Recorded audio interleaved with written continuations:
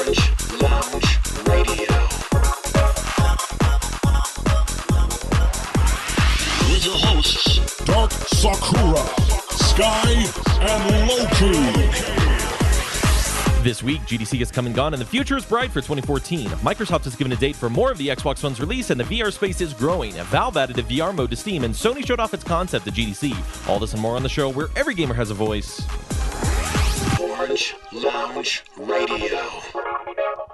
Hello, my friends out there on the internet, and welcome back to another week of the show where every gamer has a voice. It is Orange Lounge Radio, live with this episode number 545 for March 23rd, 2014, from our brand new Studio N7. That's number 7. My name is Rob Roberts, and joining me here in our new digs is the one and only Dark Sakura, or Jamie Summers. It's echoey. It is a little echoey in here. Hello from space. I'm hoping that doesn't get picked up by the mics too much, but we might have to dampen the noise in here a little more because this is supposed to be like I a ain't dining dampening room. shit. No. And besides, okay, because people will fuss at me now that I've been doing it. Like, I did it all of twice and then get fussed at when I didn't do it the third time. Fussy. So, sup, bitches? Sup? So do you like the new digs? Do you like it? I do. I really like this door behind me that no one can see me just pointing to. I know, because it is But Orange I Lounge fucking Radio. love that door and I want to steal it. I'm taking that door home. Now, by the way, Jamie, I have to apologize in advance tonight because I'm kind of stealing your MO.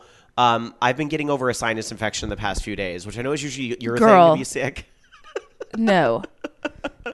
So if I sound different, that's not the new studio's fault. That is the fact That's Rob's disease. Yeah, I'm actually getting over, like, I was really bad. Like, I've had this since Tuesday, and I still can't shake Well, it. you know, I've avoided my annual sinus infection, my sort of springtime infection, because I found that there's a corticosteroid that's over the counter, and I bought the fuck out of it.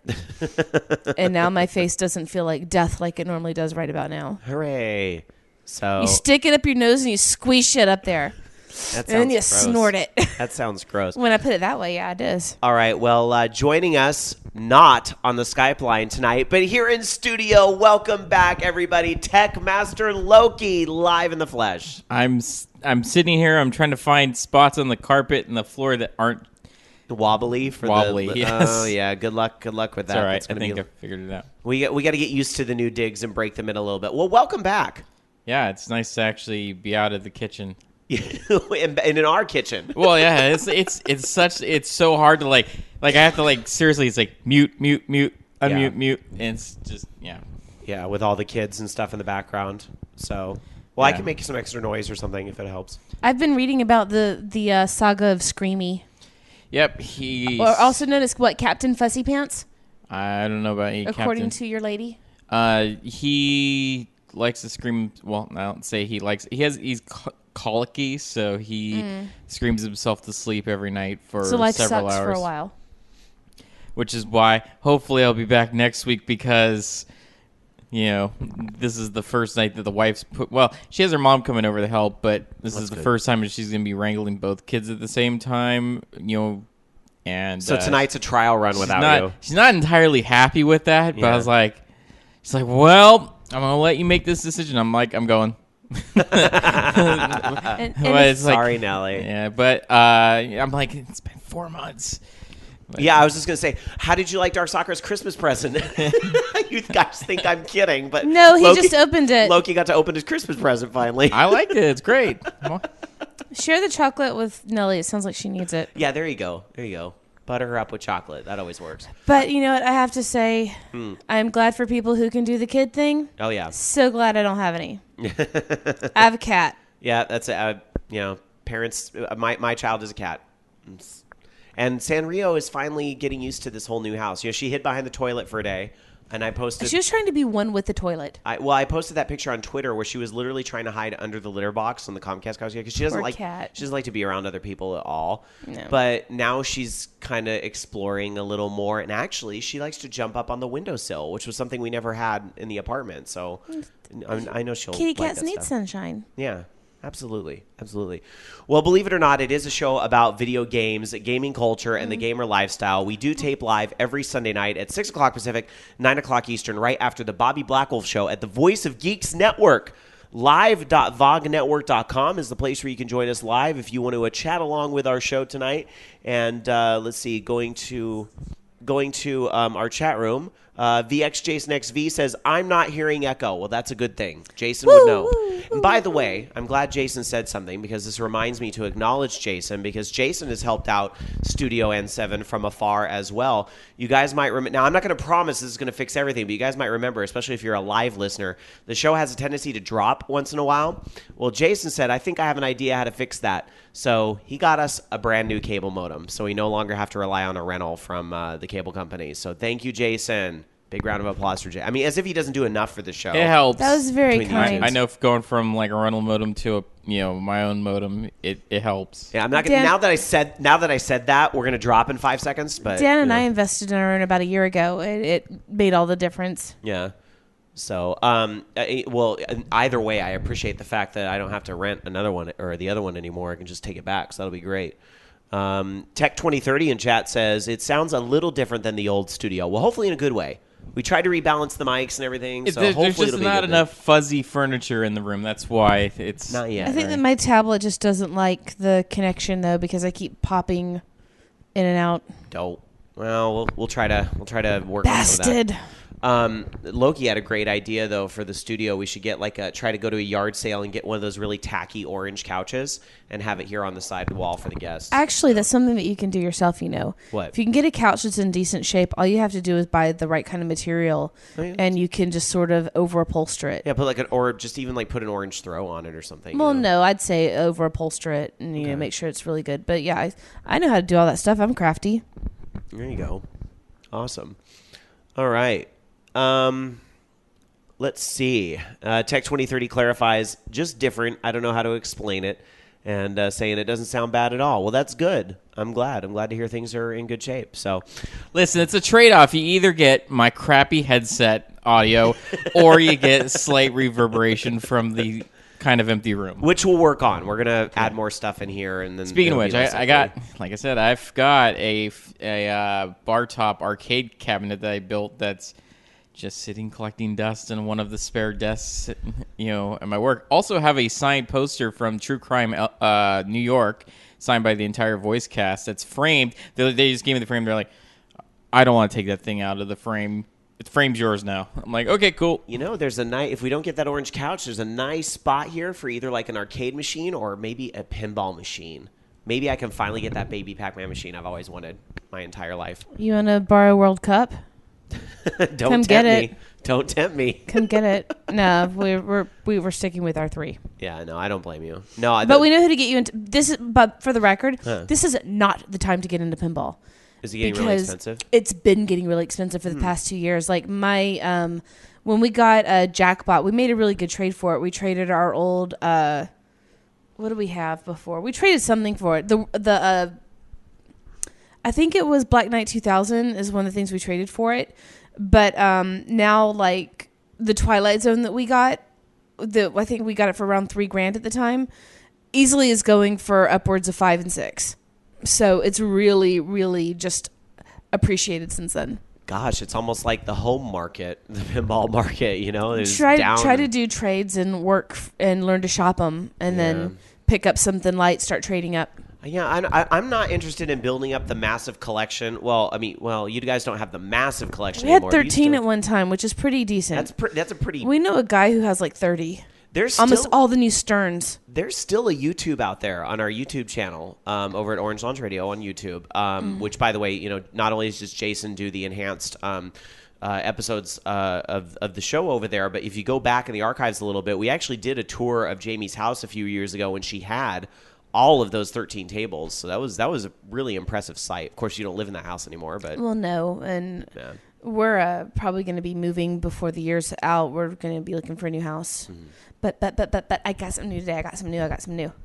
Tell us about your new acquisition today. Well, the Vibe, my poor old Vibe is gone. I have a Fiat now.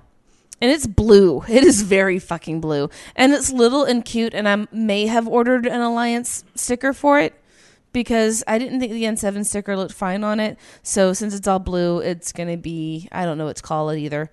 We were going to call it the Ferrariat because Fiat owns Ferrari, but they also own Dodge. So then I guess not. You can't have it all. So I don't know. Going to our chat room at live.vognetwork.com. Tiger Claw, by the way, linked that video. As long as I'm not in it, you can show it. You're in it. You're definitely in it. But I'm looking at chat, and the Pagan Jew is in chat saying, "Who is my new friend?" I was gonna say I have not seen that name in chat before, but I love that name. The Pagan Jew says, "Man, what I've always wanted are those table style Miss Pac-Mans, like the cocktail table machines, right? Yeah. Wouldn't you love that for a little table right here instead of? Well, That would be neat, huh? there is a tutorial out on building one of your own, but building it coffee table size. Oh, okay. So that you have the middle part as the gaming area, and the other, places to set your drinks and stuff down on. I just need to get a Pac-Man Battle Royale. Those are only what, $5,000? You can swing it. Steam. What? Steam. Oh, just download it on Steam and run it on a computer or something? Yeah. Yeah. I gotcha. Or I'm sure they can't be that sophisticated. I'm sure that they'll dump it eventually. And for the record, because the Pagan Jew brought it up, I actually did start thinking about calling my my little Fiat the Kodiak because it's the same color as too much Mass Effect. It's a really pretty color, though. It really is. It's little though. Like, I think I would have to, if like you and Alan were to both come with me in that car, someone would have to sit sideways in the back seat. Yeah, Alan and I would not both fit in your car. Yeah, it's little. Dan fit in it, but our buddy that we actually have a friend that works at CarMax. That's where we got my car from. He was like, "I'm gonna sit behind Jamie because Dan pushed the seat all the way," and no. So yeah.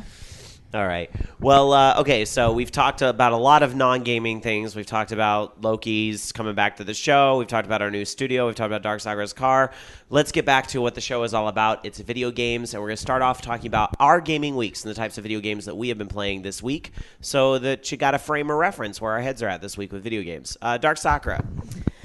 Well, I am playing through Mass Effect 3 again and I'm going to go ahead and put this out there for everybody. If anyone besides me is doing mods and finds after you update your NVIDIA drivers that TextMod and UMod are not working, it actually is a conflict with the NVIDIA drivers, and I have put up old NVIDIA drivers on Mass Effecting. I did it like 2 days ago, so you can run the old drivers and your mods will work again, and TextMod and UMod. But I'm playing more Mass Effect 3. I'm trying to finish out run number 17 so that I can finish run number 18. I might actually just completely start over and make a completely different character. I haven't decided yet. I might actually finish the game with my weirdo albino shepherd. I don't know. Anyway, so I am also I started doing hunting logs on Final Fantasy 17. What the fuck? Wow, did 14. you time travel to the future? Yes, I time traveled. I have a TARDIS. No, what the fuck did I get? 7 is all in my head. Well, I mean, if you think about it, 11 was an MMO. 11. There was 12, 13, then 14's an MMO. So 15, 16, 17 will be the next MMO. So maybe, do you know something, Darcy? Did you just breach an NDA? No, I didn't. Anyway, I meant 14, so whatevs. So anyway, I've figured out, I'm basically just running around doing as much of the hunting log as I can, and I'm on the appropriate level for myself now. Like, I'm halfway through the hunting log, the level 4 hunting log. So that's really, I'm happy. I'm still playing Animal Crossing, and I now have blue roses. So if anyone wants blue roses, I could be persuaded to turn on my game tonight and give one lucky person in chat who messages me first 2 blue roses if such a person desires them. And what's the big flippin' deal about a blue rose? Because they take fucking forever. It took me an entire year to get hybrid reds, and I had to do Perfect Town to do it. So now, did you have to grind the bones of Ed in order to get the blue rose? I had to sacrifice Ed to the gods of my village.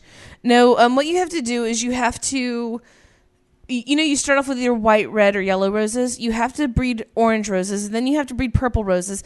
Then you have to breed purple and orange roses together to get a hybrid red. And you have to have 2 hybrid reds to eventually maybe breed a blue.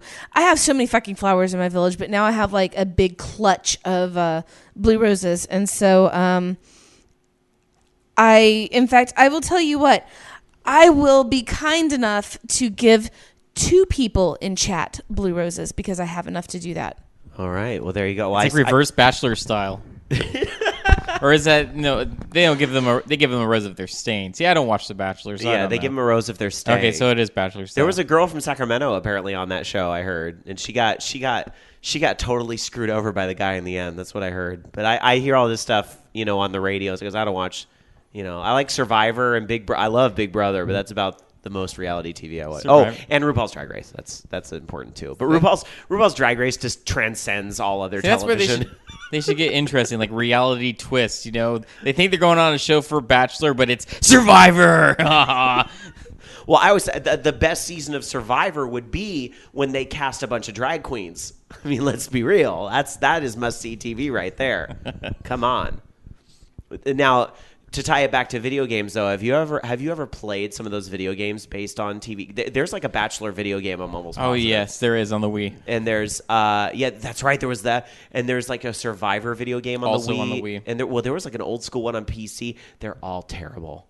They are so how Are they terrible bad? How are these games so bad? They pay for the licensing. At least like Wheel of Fortune, Jeopardy, the game should press your luck. Like at least you know what you're going to get. You are going to get those games, and even though they might not be the most fluid presentation, sometimes they work well enough for what they are. But oh my god, like Survivor is just bad. It's so bad. But anyway, sorry, I don't know how we got on a tangent. Somehow we were on Dark Sakura's Gaming Week, just talking about blue roses.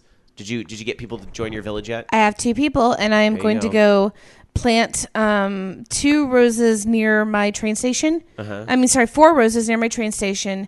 2 are going to be for Act Deft, and 2 will be for Queen Simia. There you go. And then if you want to try and steal it from one of them, get to her village quickly and start whapping people with bug nets, and only the survivor will win. All right, Loki, while she does that, how was your gaming week? Didn't play that much this week. I think I played a little bit of South Park. I played Call of Duty Modern Warfare 2 because I actually picked that up because we were getting bored with just Modern Warfare 1. Because we've played it before. We actually started off in Modern Warfare 1, then we moved to Modern Warfare 3 when we were playing on Xbox. And then, they wanted to kind of go back to Modern Warfare 1 because it was what we considered the best game that we played in the series so far. Well, then I picked up Modern Warfare 2, and I think that's the best game in the series so far.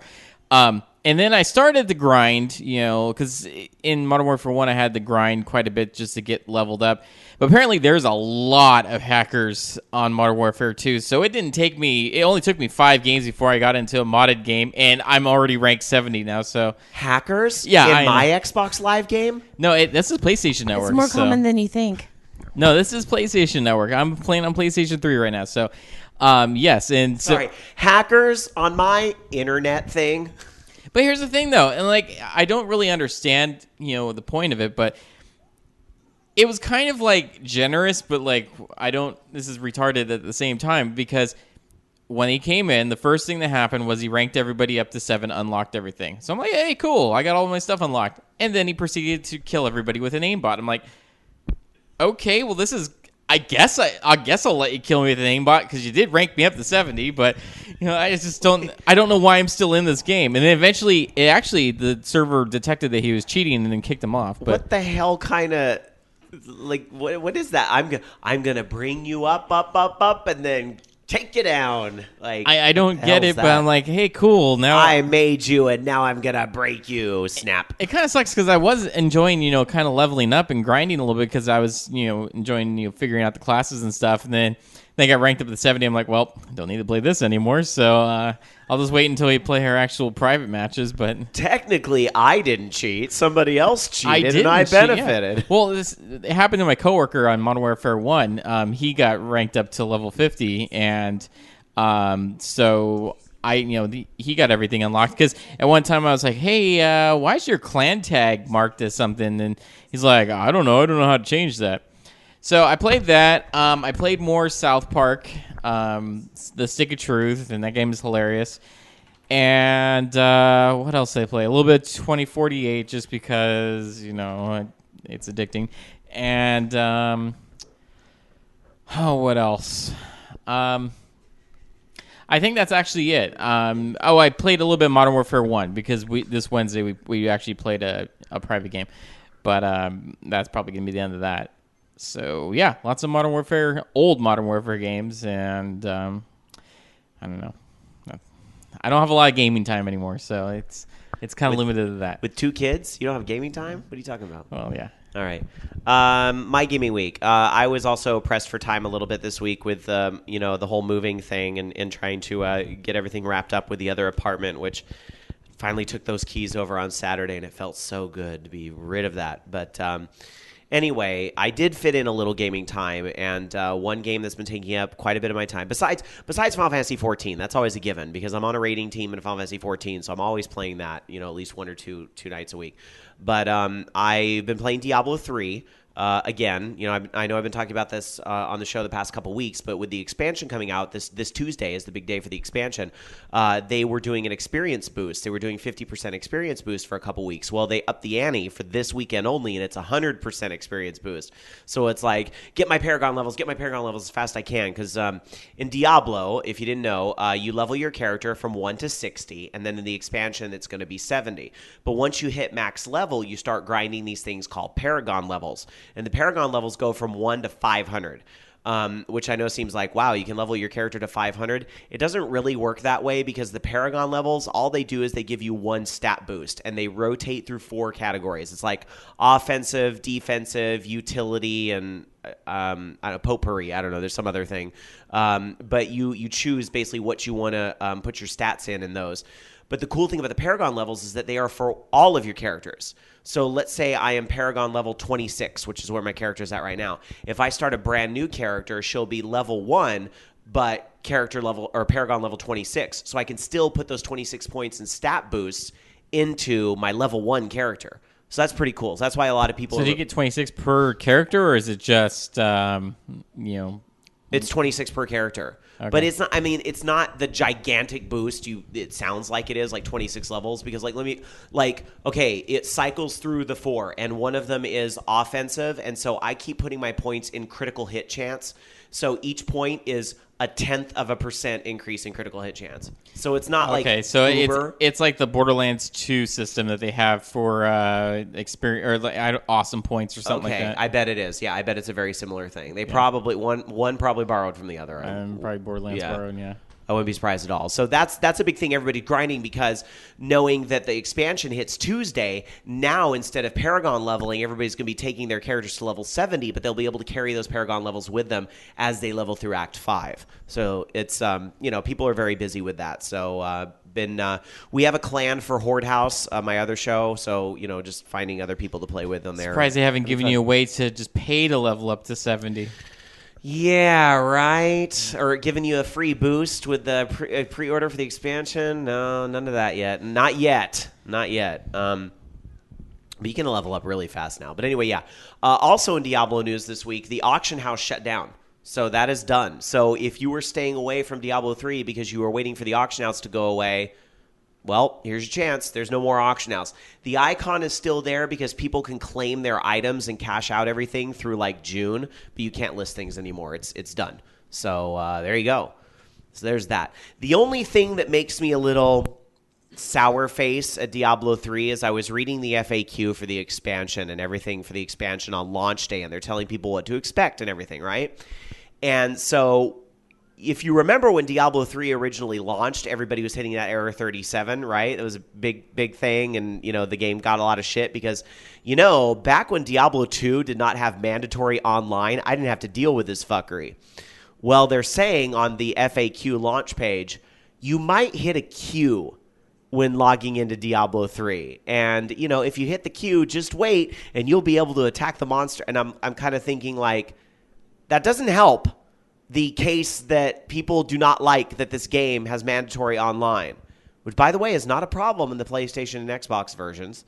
Still don't know when the PlayStation 4 version is coming out, but I imagine the holiday at this point. And Probably they're going to bundle later this year. They're going to bundle it with the expansion. They're waiting for all the PC people to buy the expansion. I thought they already. And then they're going to announce it. I thought they said that the PlayStation 4 version was going to be, with the Reaper of Souls and stuff in there. How can it not at this point? They may have, and I missed it. But how can it not at this point? But they wouldn't want to announce that because that's going to cut into PC sales of the people that want to play it now. So they're going to wait until a month after, and then they'll announce that the PS4 one officially has both. Watch. I've been following Blizzard way too long. It's exactly how it's going to go down. So anyway, God, where was I with that whole mess? Yeah. Oh yes. There's going to be a queue to possibly get into Diablo 3. Dumb. Yeah, a little ridiculous. So I am making a little bit of stank face at the game for that. But I'm also not the type of Diablo player where I have to be in there day one. Like, I'm not like that big on it. So if I can't play right away, then whatevs. I'm not worried about it. One other game I've been playing this week, and I think a lot of you all out there have been playing this as well. I've been playing the Final Fantasy X HD remaster, which does include 10-2, but I've only been playing 10 because, Rob, I want to play that first. Rob, What? What can I do for you? No, I'm not playing 10-2 yet. I'm playing playing just 10 right now. But it is what you would expect. It is Final Fantasy X, but it's in widescreen and with upres graphics. Alan walked in when I was playing, and he's like, I can't really tell the difference. I could, though.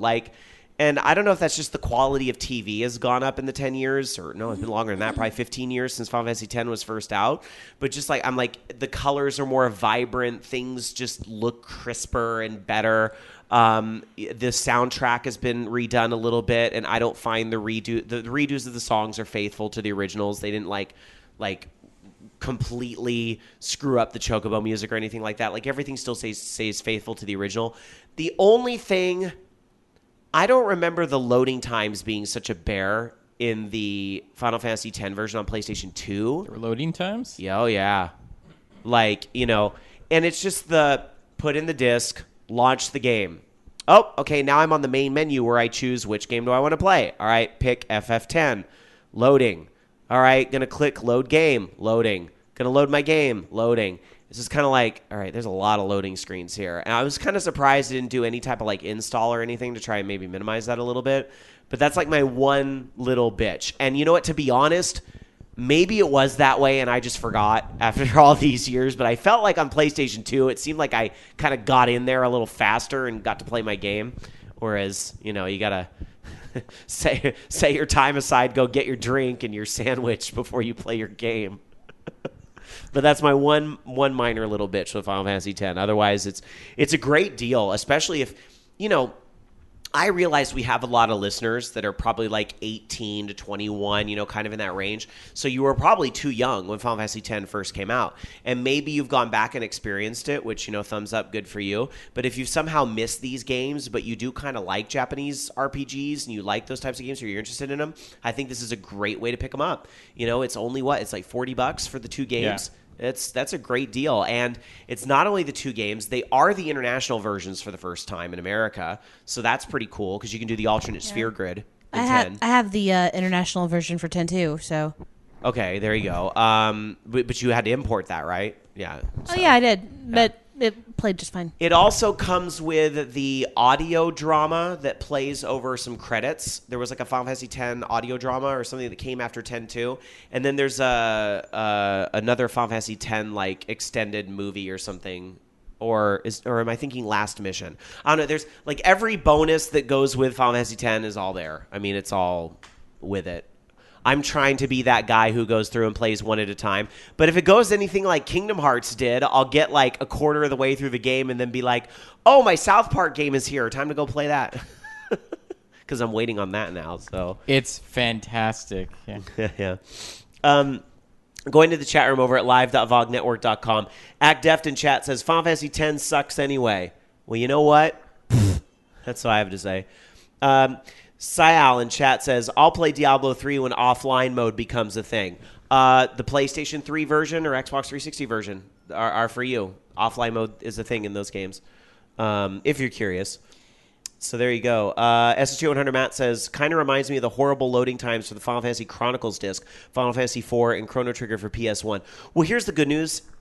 it doesn't load for like battles and things like that. I mean, that feels fluid. Like that was the annoying pain in the ass thing about those was like every time you got into a random battle, there was like a little loading time. That was a bit much on those like old PlayStation games, but you don't have that here. It's not that bad.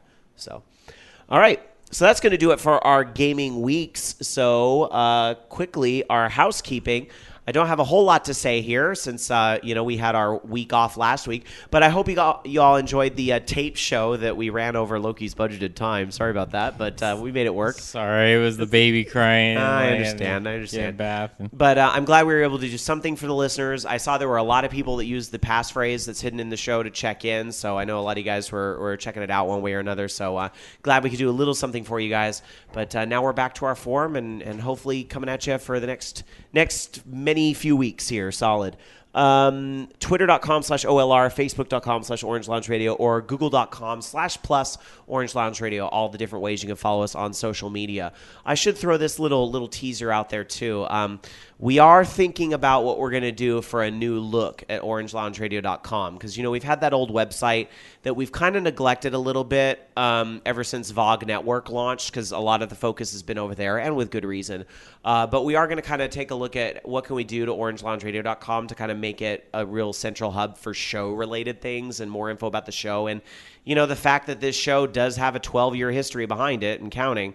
So, kind of some of the historical things for our show and what we can put on there. So 'Cause we're old. Don't remind me. You know what? These posters keep me young. You see that? That is Some of these posters are older than some of our listeners. That's a DDR second mix marquee. Which of these posters would be older than one of our listeners? Maybe The second mix marquee? second mix marquee. That would be from what? Maybe the Silent Hill 3 poster? Maybe. I don't know. I would hope we don't have 12-year-old When listeners. did Poppin' 11 come out? It was 2005. So Newer than second mix. Yeah. Anyway. Oh no, we've got Cloud here on a wall scroll. To give the visual to you guys, we'll probably do a YouTube of it. I'll do like a little YouTube to put for the channel and have Jason make it nice if he's willing to do that and put it up on our channels. That way you guys can go check out our YouTube channel. We'll give you a little visual look of our studio. Once we get a little more in here, I think it'll be really ready to show off. So yeah, there you go. Okay, so let's get into our gaming news tonight. Loki, why don't you start us off? So it was rumored that they were going to do this, and of course they did it. So Sony kind of announced their codenamed Project Morpheus. What that is basically their VR headset. And spec-wise, it sounds kind of similar to the Oculus Rift. It's 1080p, 90+ degrees field of view. Also kind of utilizes the PlayStation camera. I guess it sort of has like the same motion sensors built into it. And, of course, a bunch of support from all sorts of middleware and development companies, Unity, Havoc, Epic Games, Autodesk, Crytek, all the big guys. And, of course, no information on price, no information on release date or anything like that. They did show off some tech demos utilizing games that are already out there, like Thief. Looks interesting. I mean, I'm kind of excited about VR actually coming mainstream to consoles. My only concern, of course, with anything that you have like a new technology is the first few games that come out for it are going to be very gimmicky. It's just like, I don't know, like even with the 3D stuff on the 3DS or with the motion controls on the Wii and even the second screen on the DS, it was just gimmick. This isn't really needed. Oh, hey, the Kinect. Any games that have come out for the Kinect that haven't been dancing game have been pretty much gimmick. So that's the only thing I'm concerned about, and probably price point, because if that's really expensive, then I don't really want to buy it. Well, the cost of the technology may come down a little bit, though, by the time this thing actually comes out. I mean, I really don't think you guys should expect to see it this year. I think we're talking. No, I think they even said not this year. Yeah, like holiday 2015, maybe. I mean, and you guys have to remember, it is Game Developers Conference. This announcement was not an E3 type of announcement, and that's where some people, and Bobby gets into this a lot more on his show, where he, and he kind of has that perspective because he does develop games like Flappy Vogue and all that, right? So he does kind of have that perspective, and that Game Developers Conference is not E3, and we kind of have to remember that. Sometimes we get thrown little tidbits. You get thrown little things, and to try and get excitement. And sure, everybody wants the media to report on them. So sometimes you're going to get a little bone thrown at you, but you have to remember the news isn't really for you. And something like this, especially for Sony to kind of say, "All right, we are going to do this for the PlayStation 4," can get developers thinking, "All right, what kind of game do I want to make?" Because you can't really make a PlayStation 4 game overnight. People are working on now the stuff that's going to come out holiday 2015, holiday 2016, for heaven's sake. Things that are way, way out. That's how long a video game takes to make.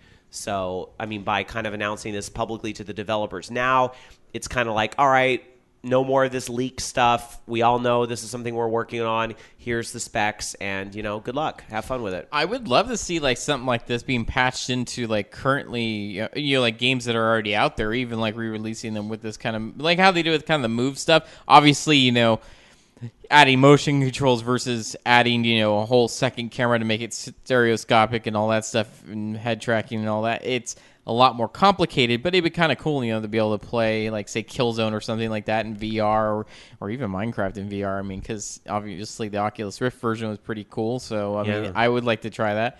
And also, if the price point's nice.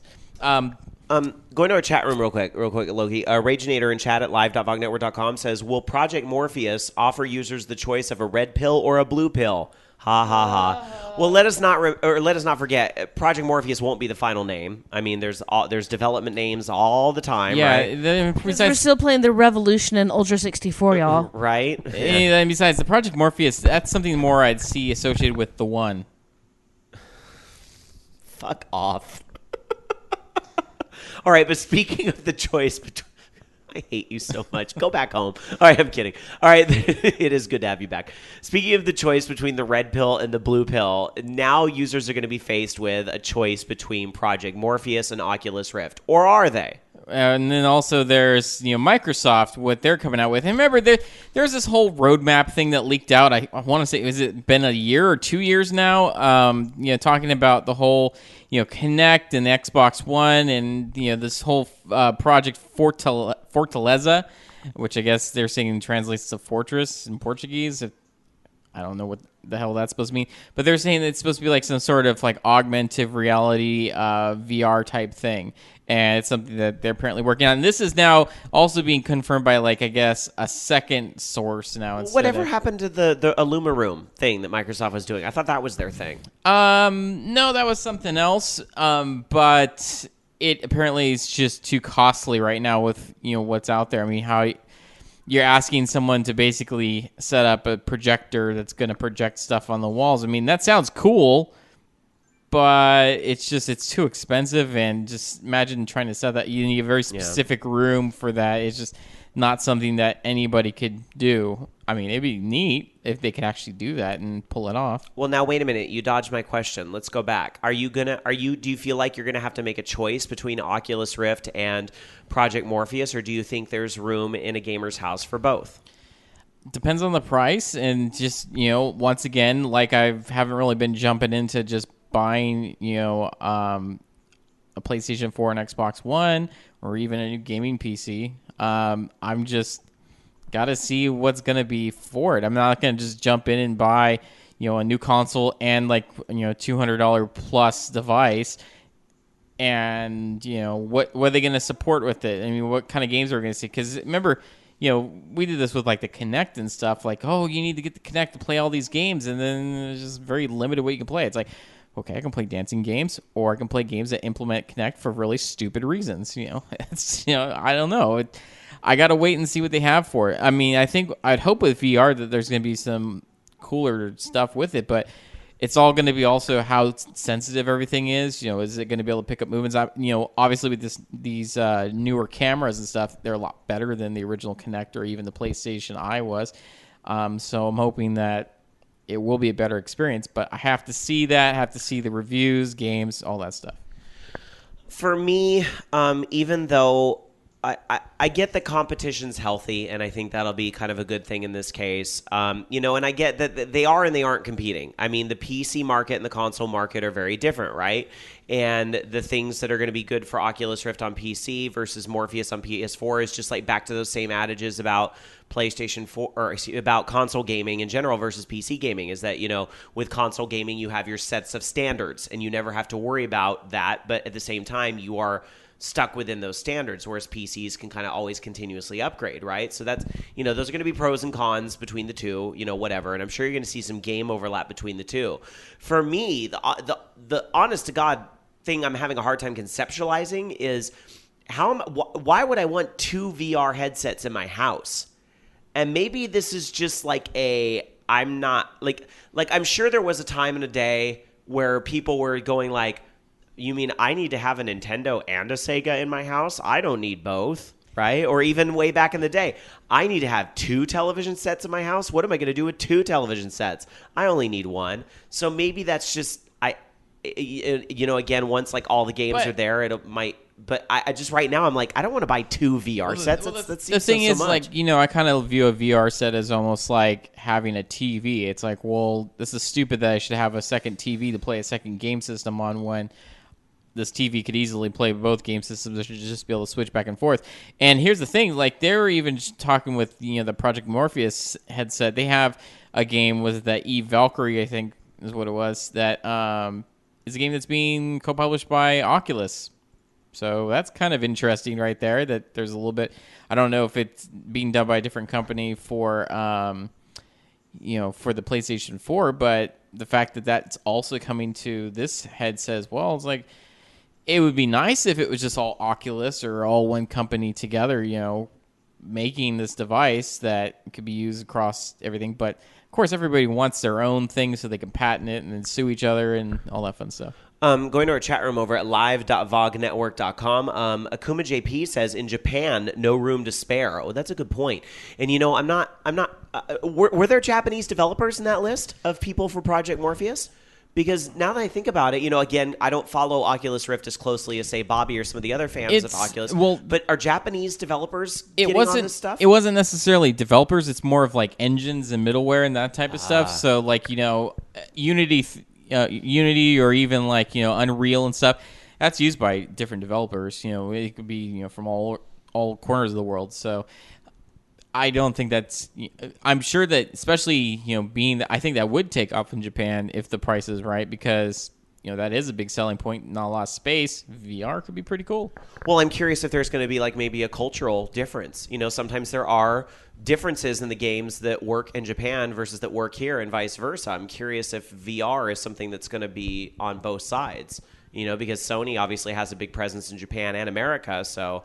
I was just kind of curious. I mean, I honestly don't know how well VR is received in Japan. Maybe Akuma or some of our other folks know. Well, actually, Bobby Blackwolf's there, saying in our chat room at live.vognetwork.com, there are a lot of Asian developers working on the Rift. That's where most of the porn is from, actually. And that's what I was gonna say. I'm totally looking forward to all the not necessarily pornographic, but all the perverted games coming from Japan that would use this. There's a very big plus in the Oculus Rift column.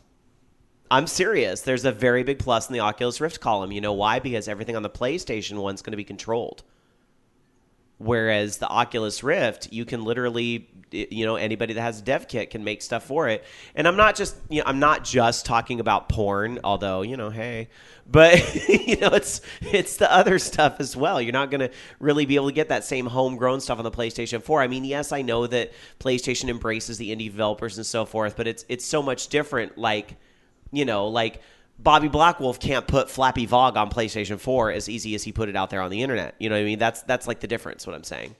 So, Anyway. Let's see. Alan Alchemy in our chat room over at live.vognetwork.com says, VR porn is terrifying because you have a helmet on. Like, you can be jerking it and have 3 people watching you with their cell phones out. That is not a future I want to live in. Not only that, but because, like something like this device would be utilizing a secondary camera, you could actually watch yourself jerking and have the VR camera on at the same time. You'd have it like, picture in picture almost. if you're into that sort of thing, I guess. Wow. So like, would cam sex have a whole new thing to it? Where like, I don't know. If Wouldn't POV that be- to the max. Wouldn't it be camsturbation? That sounds too much like hamster, so I don't know. oh Some my people God. are into hamsters. Let's see. SSGO100 Matt in our chat room at live.vognetwork.com says the hardcore gamers only compile a margin of the overall profits towards gaming sales. While the hardcore gamers might have interest in this, it doesn't mean that the casual people will jump at this VR. Not just the Sony thing, but also the Rift. Well, it depends on if they can get Wii Sports on it. Or, with all tongue-in-cheekness aside, if they can find that Wii Sports type of game that sells it. I mean, think about it. Wii Sports sold the Wii. That is how you push a peripheral. Has there ever in history been a game that better sold a peripheral than Wii Sports? I don't think there has. Super Mario Brothers. That's not really a peripheral. That's the whole damn system. I don't know. Well, maybe Duck Hunt? You might, and I'm sure somebody's going to say DDR, but dude, Wii Sports was way bigger than DDR. Zillion for the Master System. I don't know about that. Because, well, I mean, Compared to Wii Sports, come on. Well, not in that respect, but Zillion was pretty big for pushing Master Systems because they based the whole light gun off of the Zillion gun. Maybe Centipede and a trackball. I don't know. I'm reaching here, but that's what I'm Tempest and the trackball. Good point. That's what I'm saying, though. I mean, we could name all these different types of things here, but that's what I'm saying is that Oculus Rift and Project Morpheus need its Wii Sports. That's what's going to really sell those things. All right, let's move on with some other news here because it is only a 3-hour show, and we could talk VR all night long, I'm sure. But I want to talk a little bit about some really big retail news that broke. I think it was around the same time as Game Developers Conference, but this was not from Game Developers Conference. Walmart announced that starting March 26th, you can trade in your used games at more than 3,100 Walmart stores, and in exchange, you'll get a gift card that you can use at Walmart or Sam's Club. All the exchange products will be sent for refurbishment and then will be made available for purchase in like new condition. So, Walmart, Don't fall for it. Don't fall for it. You are already ready to hate on this. Well, I fucking hate Walmart. I don't. I really try not to give them my business. They are a highly disreputable company. They're just research their business practices before you give them money. I like GameStop better than Walmart. Ooh, that's okay. But here, okay. So the hate boner is strong with this one, but your hate boner for Walmart, does that have anything to do with the whole use, or do you think there's something about this used game practice that actually is going to be bad? No, I don't think there's anything about the practice. It's just that I think that in terms of social morality, they're about the lowest on the pole you can get. So I don't support them. I would rather other people not support them. I would rather just go to the mom and pop stores, go to GameStop before you go there, and definitely go to Costco before you go to Sam's Club. Just to give you an idea about how some things are going for Walmart right now, the PlayStation 4 you can trade in for $375. The Xbox One, $390. That's a pretty good trade-in value, I'd have to say. The Wii U Deluxe, $120. A 3G Vita is $95. That's actually kind of tempting because I don't really need the 3G in my Vita. I've never used it. Grand Theft Auto 5. Do not give them money, please. $27. I won't. $27.72. Super Mario 3D World, $38. Those really aren't bad values, but I'm going to honestly, at the end of the day, Dark Sakura, what I prefer to do, I cut out the middleman entirely. Well, I mean, I sell my games on eBay. I mean, so I guess, yeah, eBay's the middleman, but I feel like it does still put me direct with the buyer, and I get more profit that way. I would like to point out to Tiger Claw that people of Walmart is really not everyone who goes to Walmart looks like that. That's just playing into stereotypes. Sure. But the average person doesn't choose to educate themselves on the business practices of the place that they go to. Mm-hmm. So I really, really would rather that people actually put conscious effort into making the world a bit of a better place and not putting money into the hands of the people who are trying to fuck it over. Well, here's the thing, though, Dark Sakura, is that people, the reality of the situation is Walmart is huge, whether we like it or not. They're huge. They're a behemoth out there. And I could really see where this is going to be a big thing. I think it would have been a bigger thing 5 years ago. I think Walmart's really late to the game in this regard. But, if you had been able to take your games in and get that money that you could put towards groceries, especially when the recession hit, I think that would have been huge for Walmart. Yeah, but I think that I would still be able to find other ways to get money. There's actually other places out there who will give you money for your games. Mm-hmm. We have Dimple. Sure. And you probably get as much. Well, Dimple's a local chain, but a lot of places. Everybody's getting in on this. Amazon, you can do it through Amazon. You can buy a lot of shit. You can buy groceries from Amazon in some cities. You can do this through, I think Best Buy was doing it, but I think they ended it. But there's definitely other places that you can go. Loki, you probably know a few more, too, that I'm not thinking of. But what's your thoughts on Walmart taking the used games? Do you think it'll be successful for them? I'm sure they'll do okay with it. I don't know if it's going to be just like...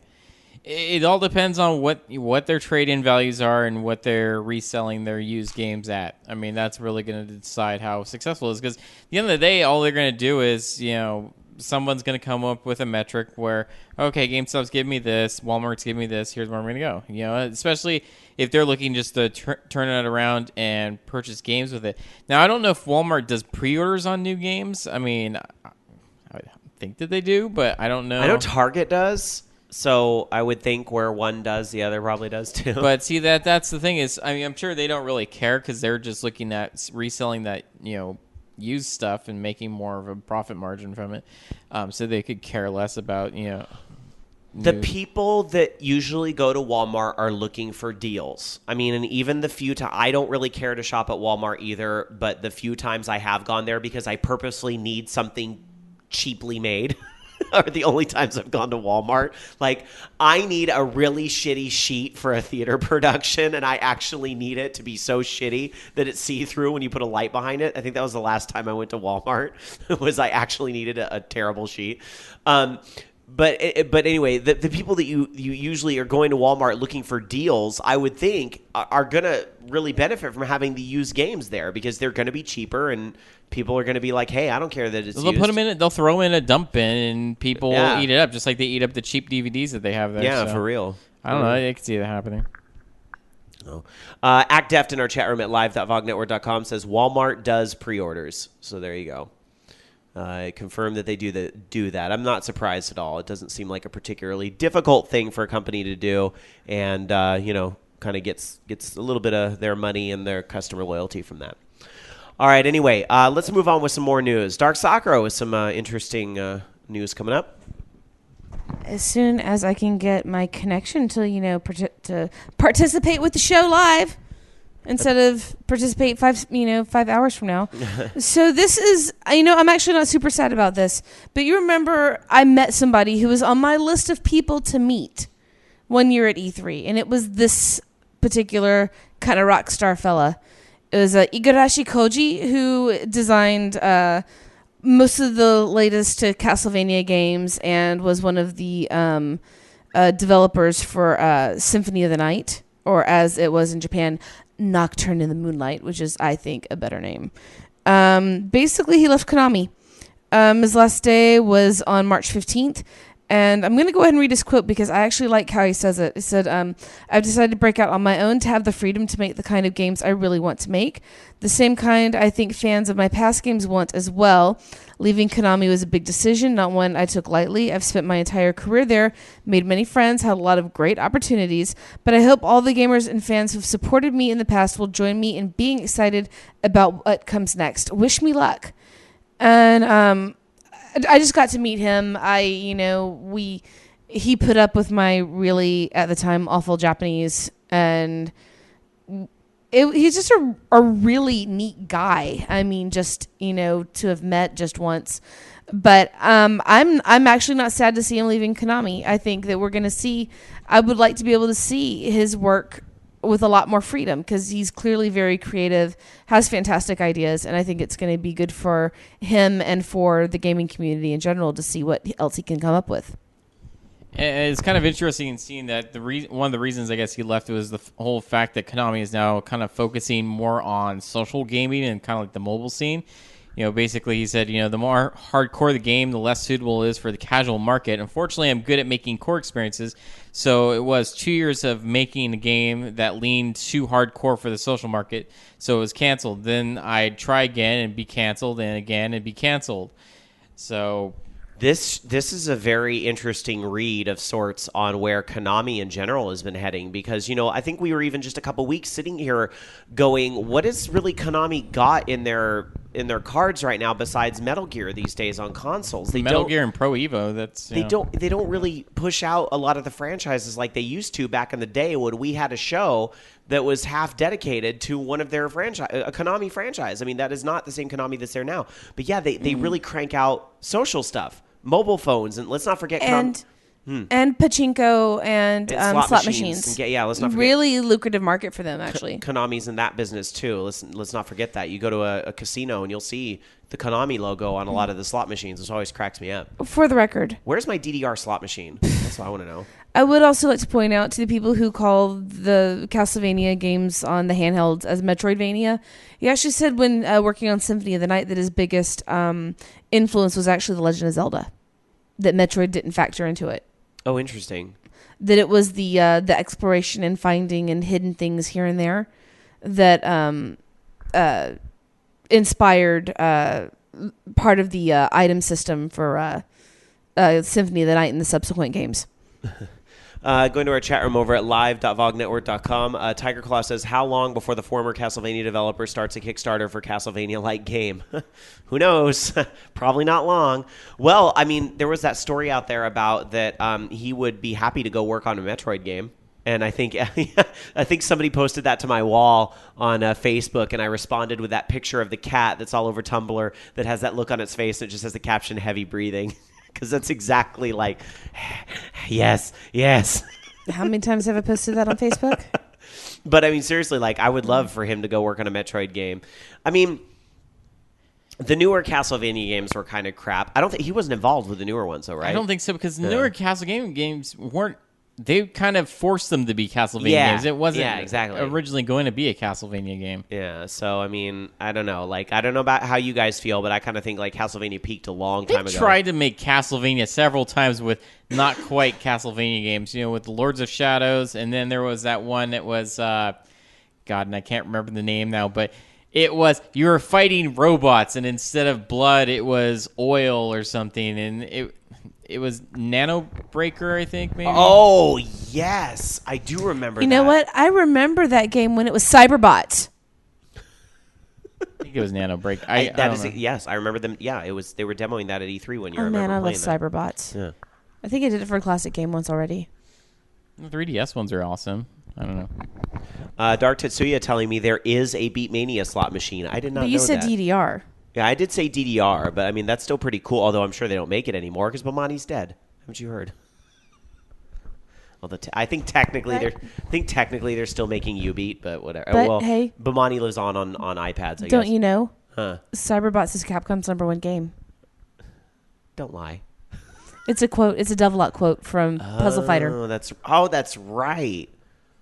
That's old school. And everyone here's like, what Cyberbots? Reaching into the archive for quotes there. All right. He's not the only guy leaving. Lots of people are leaving different companies, and for pretty much the same reasons, kind of move on and do their own thing. Another person that's actually leaving, Sony, Stig Musen. He's not working, I guess, at Sony Santa Monica. He was kind of the creative director of God of War 3. And I guess basically, they canceled his new project, and so he's basically left the company after being there for 11 years. Also, along with him at Sucker Punch was, let's see here, Jamie Greisemer, and basically he left after working on Infamous Second Son, but he's been there for quite a while as well. A lot of these guys just kind of moving on and doing their own thing, going back India, I guess. This has to be related to the layoff news from a couple weeks ago when they laid off those people at Sony Santa Monica, and this says that his project got canceled, so he left. That has to be tied together. And this one I'm kind of disappointed about, but hopefully he's going to be doing some great stuff on his own. Tetsuya Mizuguchi has departed Q Entertainment. And, of course, you may recognize that name from such wonderful games, including Rez and Rez-like games like Child of Eden. Basically saying that, I guess he's moving on to do his own. Well, now, I thought that there was news like about a year ago that he was taking on another role anyway, because I seem to remember mourning that Mizuguchi wasn't going to be making another game anytime soon before. And I thought there was something. I mean, I don't think the news was that he had left the company, but that he was taking some type of like other role within it. So, I mean. And they're even kind of confused on. Sucks, though, because I love his work. I guess there's like some anonymous sources that are saying that they're kind of confused at when he may have left, that he's been keeping it a secret that he's been gone, and he may have actually departed, was it last year sometime? So, I don't know. So what the hell's Q doing then? That's interesting. I have no idea. I haven't really seen anything that they're developing, so maybe they've got something in secret they're working on. It's going to be a big deal. Where he would be pretty awesome. Huh? Harmonix. I don't know. An East meets West kind of thing could be interesting. That would be badass. I don't know. That would kind of.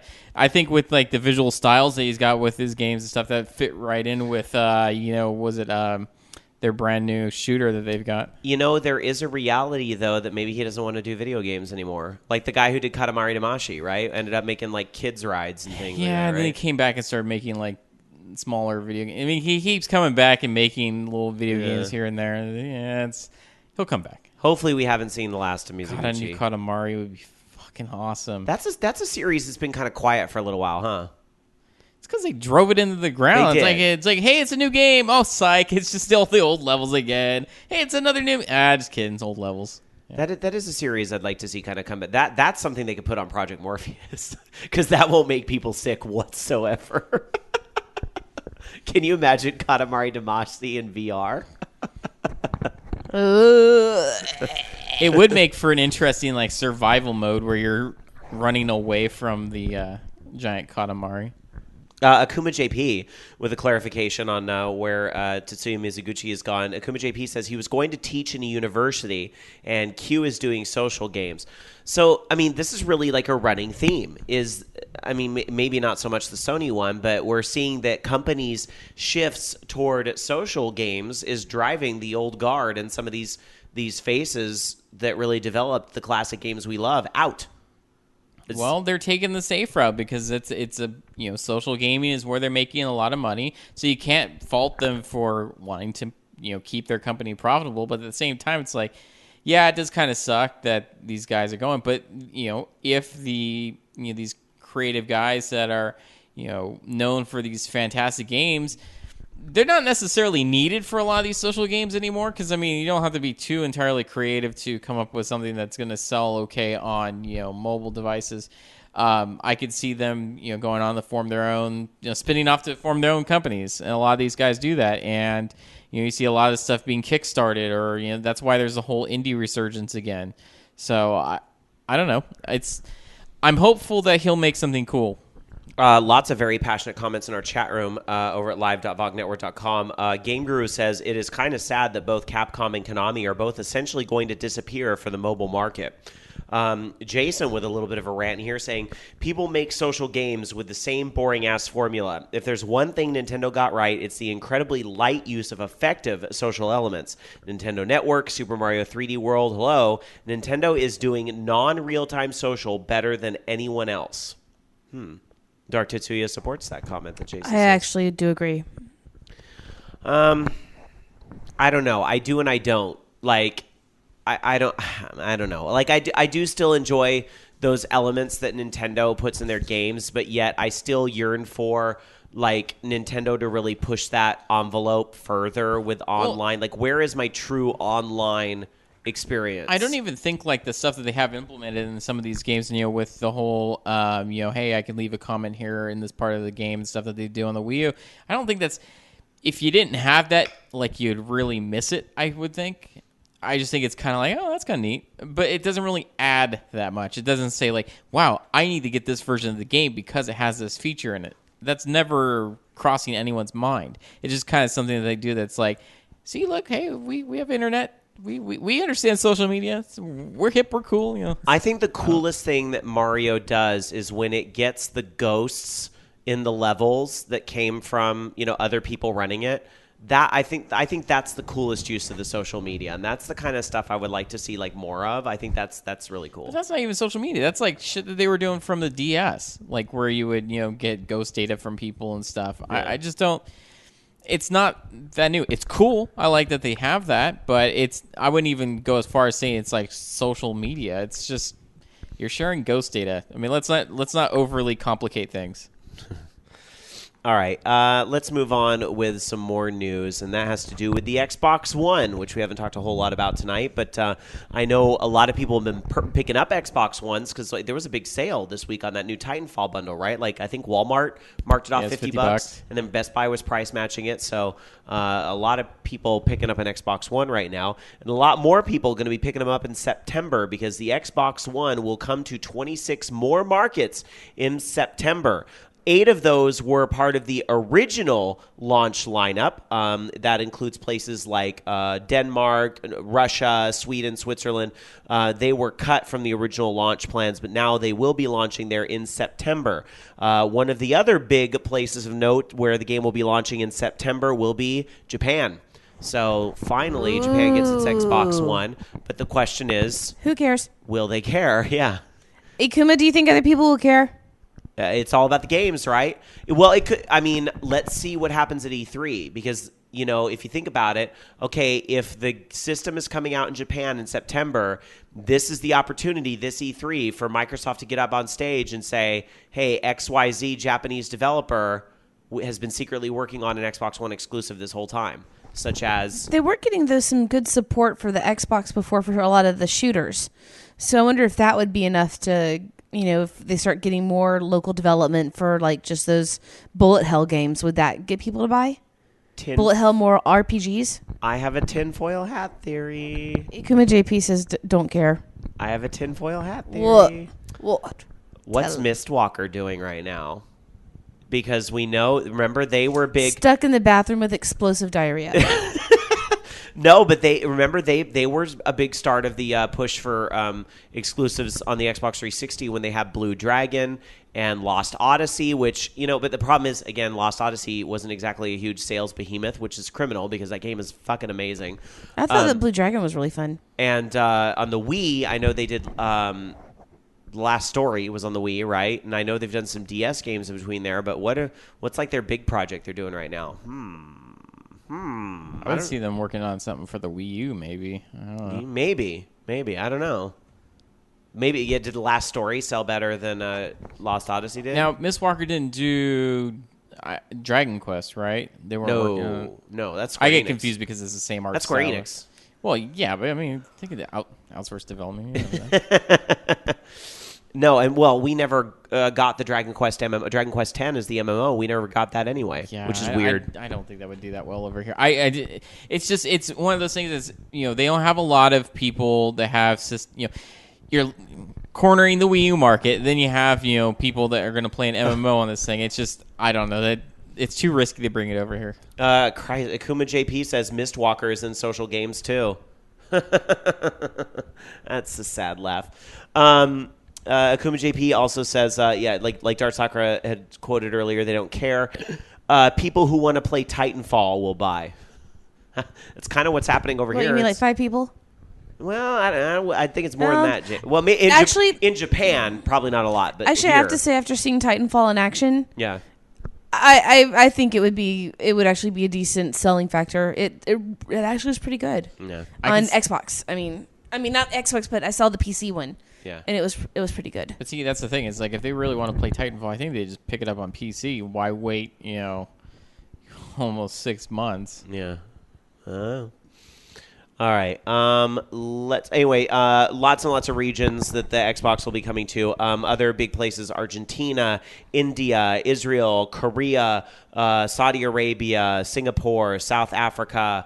Those are just some of the countries. Lots and lots of places getting the Xbox One a little later this year. So please look forward to it. Well, how about something that has nothing to do with actual gaming systems but does affect gaming systems? Let's hear it. Well, Netflix. We've been talking about the whole deal with the net neutrality popping up and since the ruling passed. And just on top of that, there were the other situations where we're seeing Netflix making deals with Comcast and other companies trying to get bandwidth deals. Well, now Netflix is sort of turning it over, and their CEO, Reed Hastings, put on a blog post this past Thursday that basically he's just completely. They said that the original definition of net neutrality isn't fitting, and it needs to be changed to basically describe better the activities around customer activities and what's going to demand what's going to use more service, what's going to use less. His quote says, "Without strong net neutrality, companies like Comcast can make these demands, driving up costs and prices for everyone else," which is basically what we've been saying anyway, yet they've gone and make that deal. So is this, a case of a little hypocrisy, or is it that this was something that was already in the works? I just don't understand why they would just switch over like that. But but it's a correct statement. We see it's happening already. And there's also a Comcast executive, who was saying that the Netflix CEO was wrong. That he says the open internet rules never were designed to deal with peering and internet connection. Providers like Netflix have always paid for their connection. So we've got a little bit of an argument here.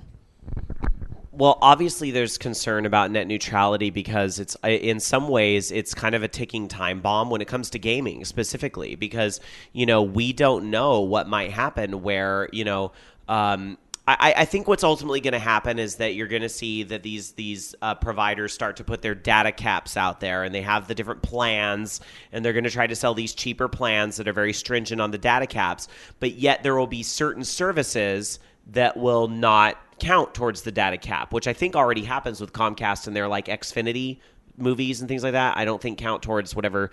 I don't even know if they're enforcing data caps right now, but they had that thing. But it's just a matter of time before we see, will Xbox Live count towards that? Will PlayStation Network count towards that? Will something like OnLive or one of those streaming gaming solutions, will they try to be the ones that, get the free pass on the bandwidth? I don't know, but I just don't think like Comcast can be so bold as to start selling these tiered internet things, because there's going to be a huge revolt.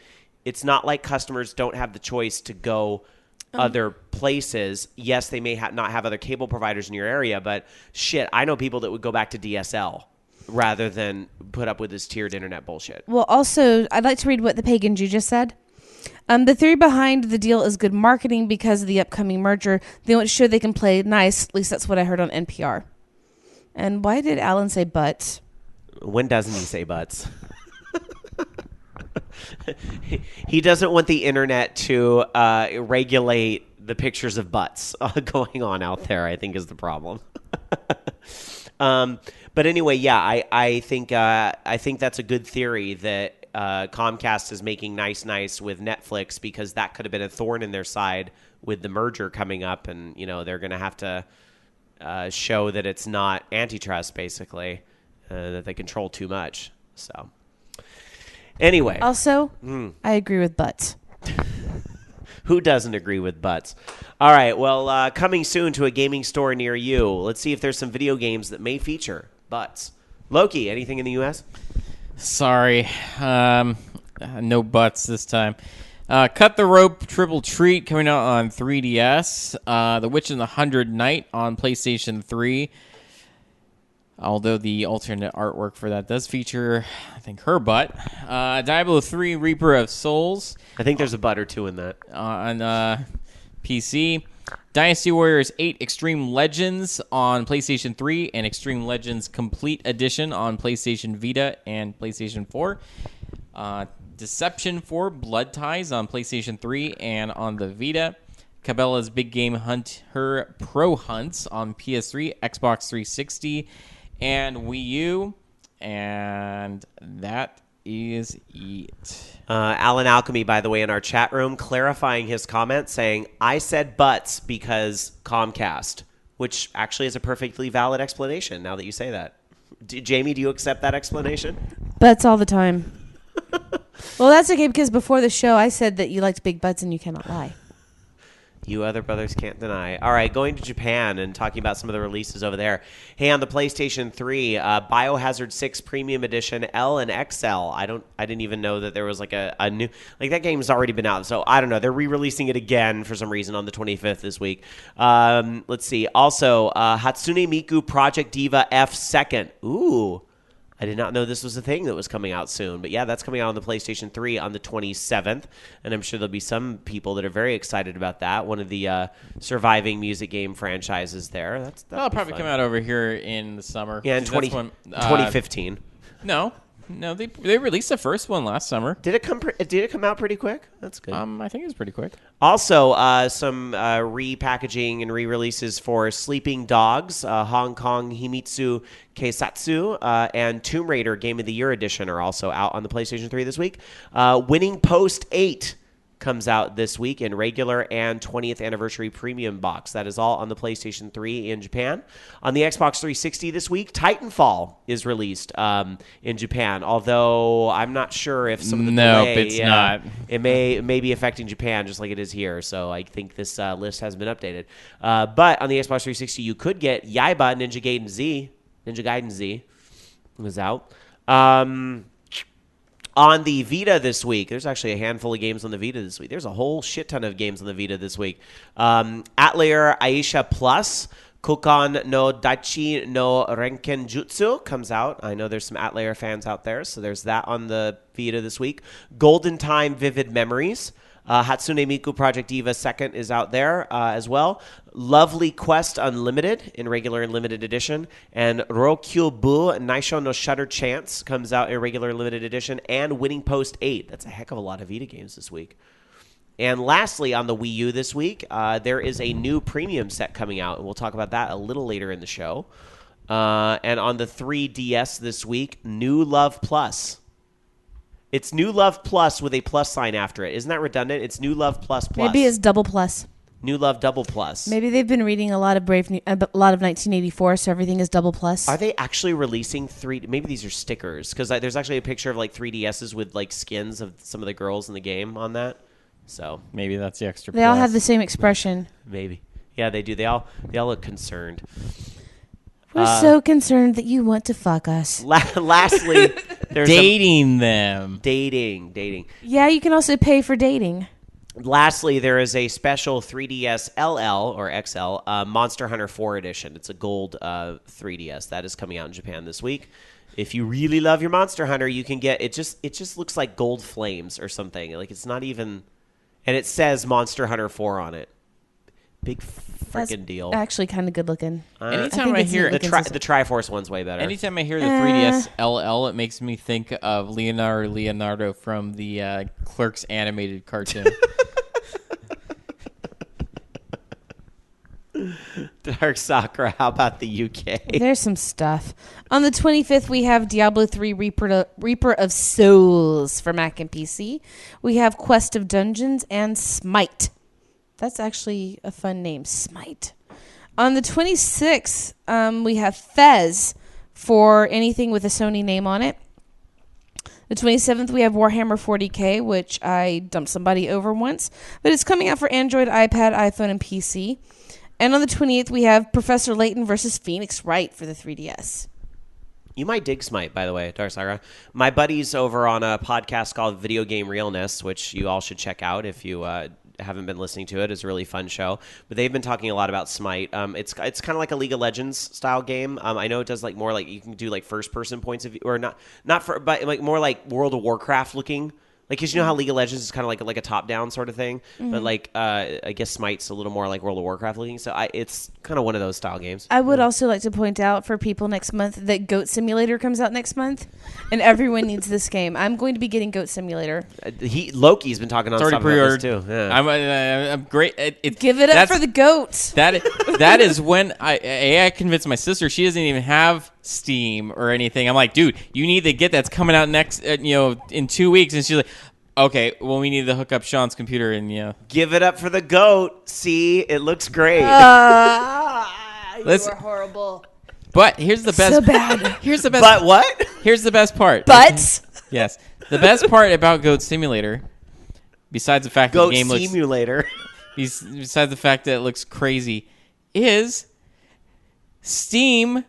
They're going to have the whole Steam workshop support, so you're going to be able to make your own shit. Hey, if you really want to, I don't know if it would probably get voted off there because it's inappropriate. You could make your own goat say. I have this weird feeling that goat simulators like the new Minecraft. I kind of think I don't call it a hunch. Kind of think Goat Simulator is the new Minecraft. Raginator says, "What about Goat Simulator 2? Goat Stimulator." Ew. I saw there, seriously. You are a damn pervy. Sit in the corner. I've been following the guys that that make the game and just basically trolling everywhere to try to find some sort of new footage of the game. And the best I could do was someone posted a Vine video that they had of playing Goat Simulator at GDC. Isn't that Cliffy B had that? I don't remember, but it was something where he had the tongue stuck to the back of the car and he was being drug around in circles. I'm like, oh god, I need this game now. It's so amazing. It does look like a game that you would have made. It really does. It's like you guys know Loki loves his sandbox games. Come on. Grand Theft Auto 5, he never shuts up about it. Saints Row 4, he never shuts up about it. He loves his sandbox game. What is Goat Simulator? It's just stupid. Sandbox with goats. And it's not No. It's ridiculous over the top, which is the other thing that Loki loves, right? See, I would get this too because what one of my favorite animals in all the entire universe is goats because I love their eyes. And goats are the best. They're the most adorable things ever. And I like the goats that are at Fairy Tale Land here in Sacramento for when I have to go with Becky. And she takes Julian, and I just hang out with goats. Say you love the goats. Say you do. I love goats. Okay, how's that? You happy? Well, if we ever have to do a new intro. You know what? You guys can bite me. I knew you were going to say that. And you guys are awful, okay? Here I am trying to support independent gaming. And you guys are being... Ugh, God, I'm so disgusted. You know what? That indie game... Yeah, I know plenty of what's. Pick one. That indie game is probably the first one in a long time where all three of us said pre-order. I don't know. I think the game is pretty meh. I like big goats and I cannot lie. Oh, come on. Were you raised in a barn? No. All right. So that's it for the UK dates? Yes. I'm seriously hoping that they put Goat Boy in that game somehow. Yeah. All right, Loki, why don't you reach on in and pull out another story for us? Okay, so there was, I guess, Silicon Era had asked Nintendo about, Unity coming possibly to the 3DS because, it's supported on the Wii U, and hell, that's how a lot of those, indie games are on the Wii U is because people are building them in Unity and porting them over using the Unity export stuff. And, of course, the generic answer that they got, I don't even know if this is exactly news, is we're definitely looking at it. So, there you go. They're definitely looking at something. So, I'm definitely looking at it. Yeah. My eyes are in that general direction. What? Have you already forgotten about the goats? Have not. But yeah. Oh, I heard aren't there supposed to be like 50 games or something using this that are coming to Wii U soon? I thought there's a lot of games that are using it. I'm not sure on the exact number, but I can imagine like 50 games. That sounds about right. Because everybody, a lot of people are using Unity, especially because the Wii U doesn't really support a ton of different engines that can be multi-platform. So I could see. It's one of the few that people are developing games for that's easy to port to other systems. Hell, they added support for the Vita and PlayStation 3, 4. It supports most of the consoles out there right now. All right. Well, as SSG 100 Matt in our chat room says, moving on to the next topic. Well, apparently your boyfriend thinks we need Jesus. Well, why don't you tell him a thing or two? Let me tell you a thing. All right, moving on. Let me tell you about Unreal Engine 4. Unreal Engine 4, this is some other big news that came out of Game Developers Conference. Unreal Engine 4 is going to be out. It's going to be basically available to plenty more people. It's open to the public, essentially, for the low cost of $19 a month. But there is a catch. If you are going to profit off the game, it will involve a royalty agreement asking for 5% in gross sales. So, but, you can do a lot with Unreal Unreal Engine, so it might be worth it to some people. So yeah, Unreal Engine 4 is going to be available to the public. It's a subscription-based service there. This is the same thing that AAA game developers have been using for lots and lots of money, but yeah, this is big news coming out of Game Developers Conference, direct out of the mouth of Tim Sweeney, who is the Epic Games founder. So this is great because, assuming that developers are willing to take the 5% agreement, a lot of indie games can really focus on making that game, and the engine will do a lot of hopefully the legwork for them. We see a lot of games out there that use Unreal Engine 3 as it is. Things like doesn't Final Fantasy 13 run on Unreal? Some of it, like there's a lot of weird games out there you wouldn't think run on this engine that do. I know the Last Remnant ran on Unreal. Yeah, so there's just a lot of games out there that run on it. Like the Mortal Kombat games do, right? I'm pretty sure they do. I don't remember. This could be a great thing for Loki. This sounds like the type of thing where you might be raising an eyebrow going, is this another thing I should play with? No, I don't want to learn something else. You don't want to learn something else? One's enough for you? Yeah, maybe later. Fair enough. All right. Well, before we get to our break here, we're going to go back to a classic time in gaming. It's a classic time when there was no engine. There was no do-it-yourself. You wanted to make a video game. You learned assembly language. Bought a very expensive dev kit. You had a Texas Instruments computer and programmed the little bleeping ball. That's right. Dark Sakura is going to take us to the Classic Game of the Week archive. Dark Sakura, what is a video game that you think the kids out there should be playing this week? Speaking of things that Konami's fucking run into the ground, nothing is as great as the original Frogger. What a timely choice, unintentionally. And I will tell you about Frogger and my history with this game before I go further into it. And to be clear, this is the original arcade game, not the popular PlayStation not the shits. remake. Yeah. Not the dumps that Konami took on the franchise. Anyway, I imagine me around 8 years old on roller skates playing Frogger. It's damn hard to play Frogger on roller skates. It's hard to play almost any arcade game on roller skates. And I did play a stand-up pole position on roller skates as well. I played the exact same Frogger machine at Babalu skating rink in Dothan, Alabama every summer for probably the next 11 years after that. So, and it still worked. It had some burn-in. It was old, but the damn machine still worked, and now it's gone, and I mourn that particular Frogger. But that was my Frogger. Anyway, Frogger is a game where you play as a stupid frog, and you were trying to get across a street and then across a pond into your little froggy hole. And sometimes crocodiles might try to eat you, which I've never seen a crocodile eat a frog, but I have seen it grab a man by its leg. This happened before. No, I've seen this happening in front of me, because I'm from the swamp. Anyway, Frogger came out in 1981. It was developed by Konami and licensed by Sega and Gremlin at the time. So basically, you just have to navigate traffic, keep from getting run over by the by the trucks and the apparently Formula 1 cars go on the street in whatever town this is, and all kinds of things. It is, one of the very classics of games. It also was one of the first games that used more than one CPU. It used two Z80 processors. It is basically still super popular. And shush, don't judge me for saying froggy hole, okay? I'm not the one having an obsession with froggy holes. Don't get distracted by chat, especially when they're being perverts. It pops up. So anyway, by 2005, Frogger sold more than 20 million copies worldwide, including 5 million in the U.S. So yeah, you use a joystick. You have to navigate the froggy around. You can send them up, and the different types of vehicles that you can be smushed flat by are cars, trucks, buses, dune buggies, bulldozers, vans, taxis, bicyclists, or motorcycles that will just cut through traffic. And then in the next half, you have crocodiles and turtles. The turtles can sink into the ground, and the crocodiles can eat you, but you can land on their backs. You can ride their ass the entire way if you want. And then you land in your frog home. Sorry, not frog hole. And the levels are timed.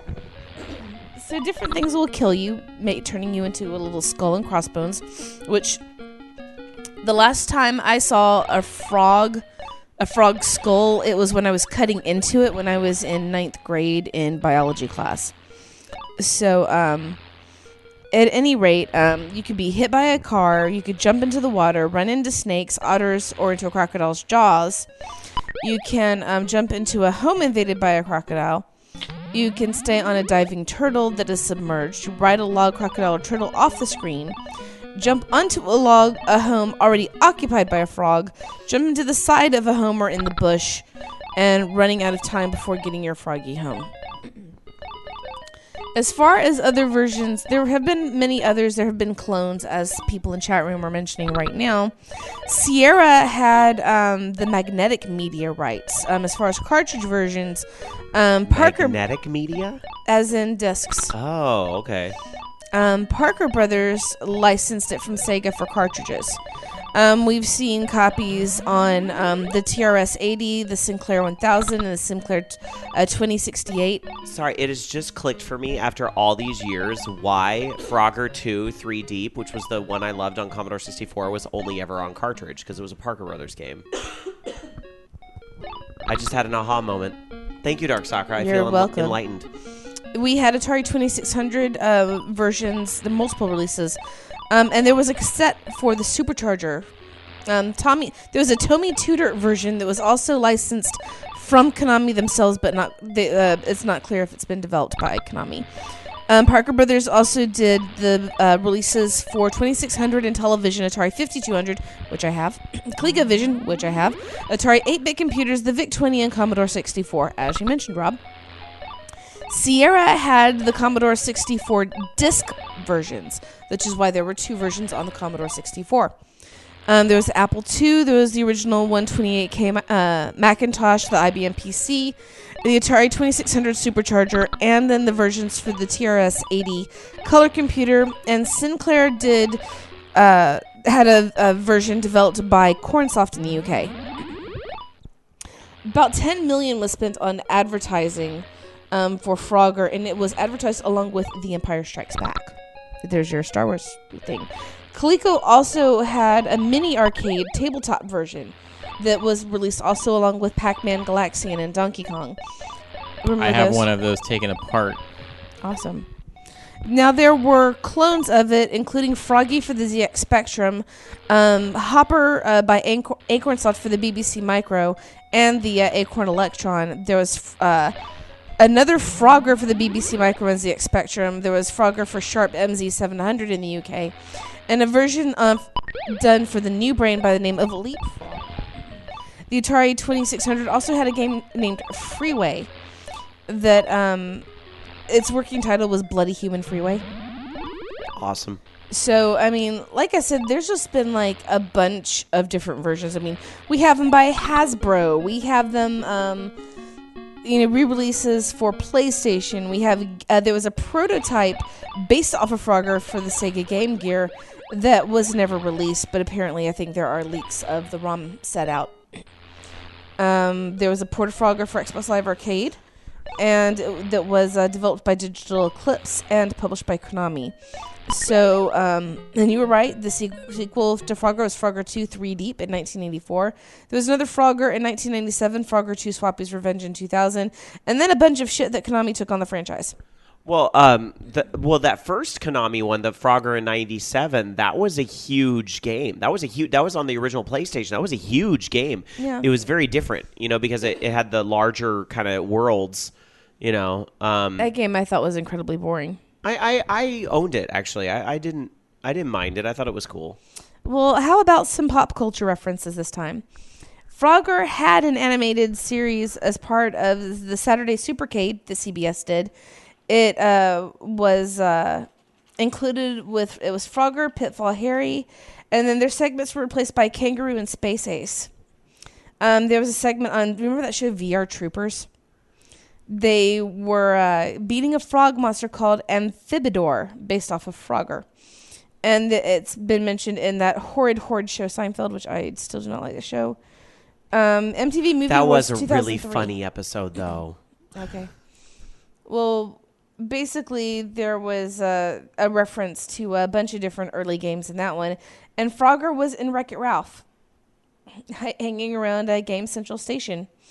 And in 1982, and that's why I'm saying stay tuned to the very end of the show tonight, Buckner and Garcia did a song called Froggy's Lament that was on the Pac-Man Fever soundtrack. And as I recall, for a single, wasn't it the B-side? I don't know. Bad Religion did a song called Frogger, where he says that Los Angeles is trying to play Frogger with his life. There's basically quite a number of different references, but the best of them ever.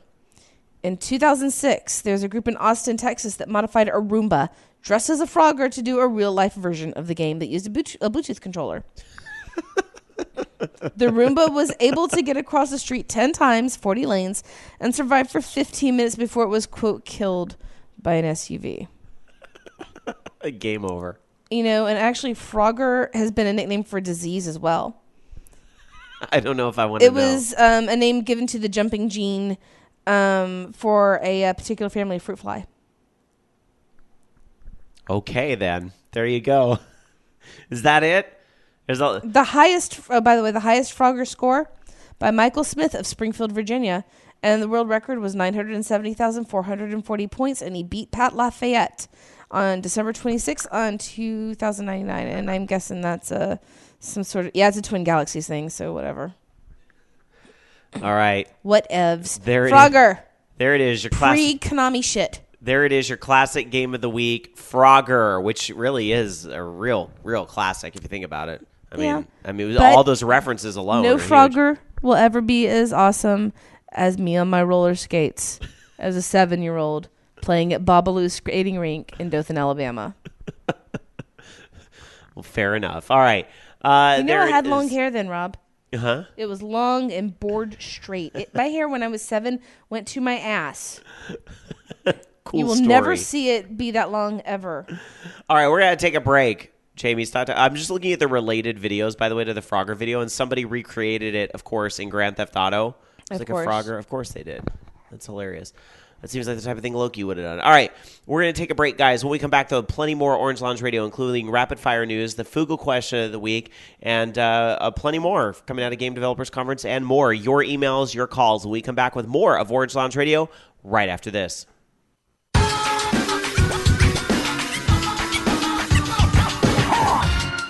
Welcome back, everybody, to Orange Lounge Radio, live here with episode number 545 of our show, starting off the second half from our brand new studio, N7, that's number 7, because, yes, this is the 7th place we have broadcast Orange Lounge Radio from in its 12-year history, which just goes to show how frequently I move.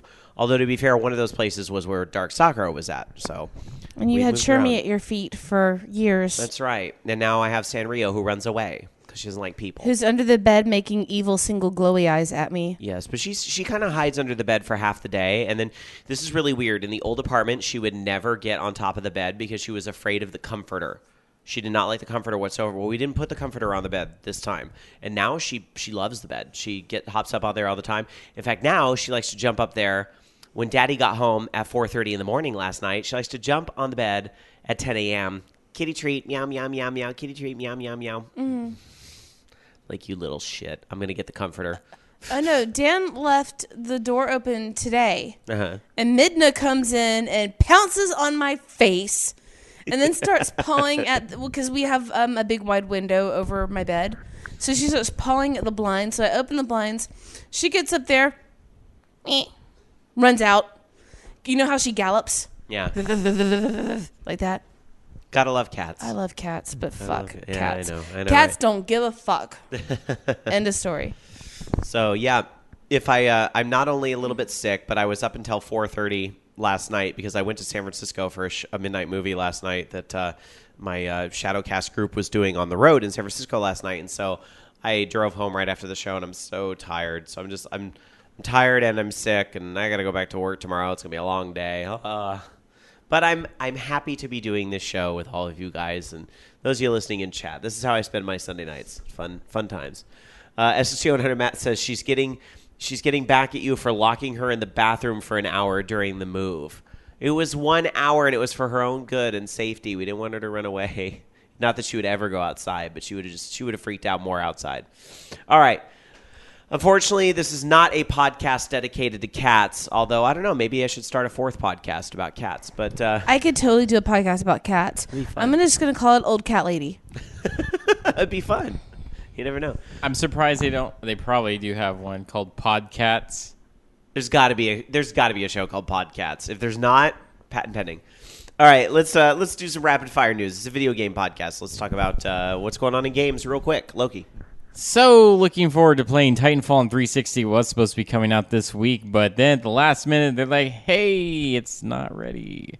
And so it's now coming out on April 8th in North America and April 11th in Europe. And they said, no, we see a few things that can be made even better, and so we're giving Bluepoint a little bit more time to deliver an epic Titanfall experience for the 360, according to the press release. More like it's not done yet, and that they're working on an epic day one patch, but that's neither here nor there. But yeah, hopefully it's an awesome game.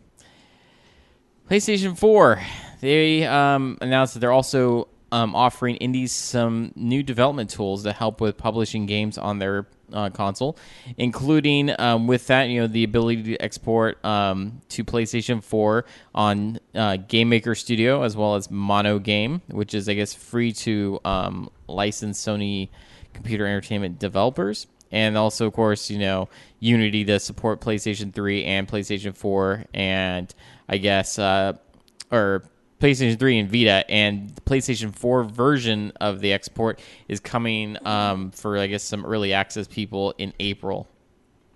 And so that would be pretty cool. Also, their authoring tools framework, I guess, is free, open source, available to download, and they use that, in their first-party games like, Last of Us and Beyond Two Souls and that kind of stuff.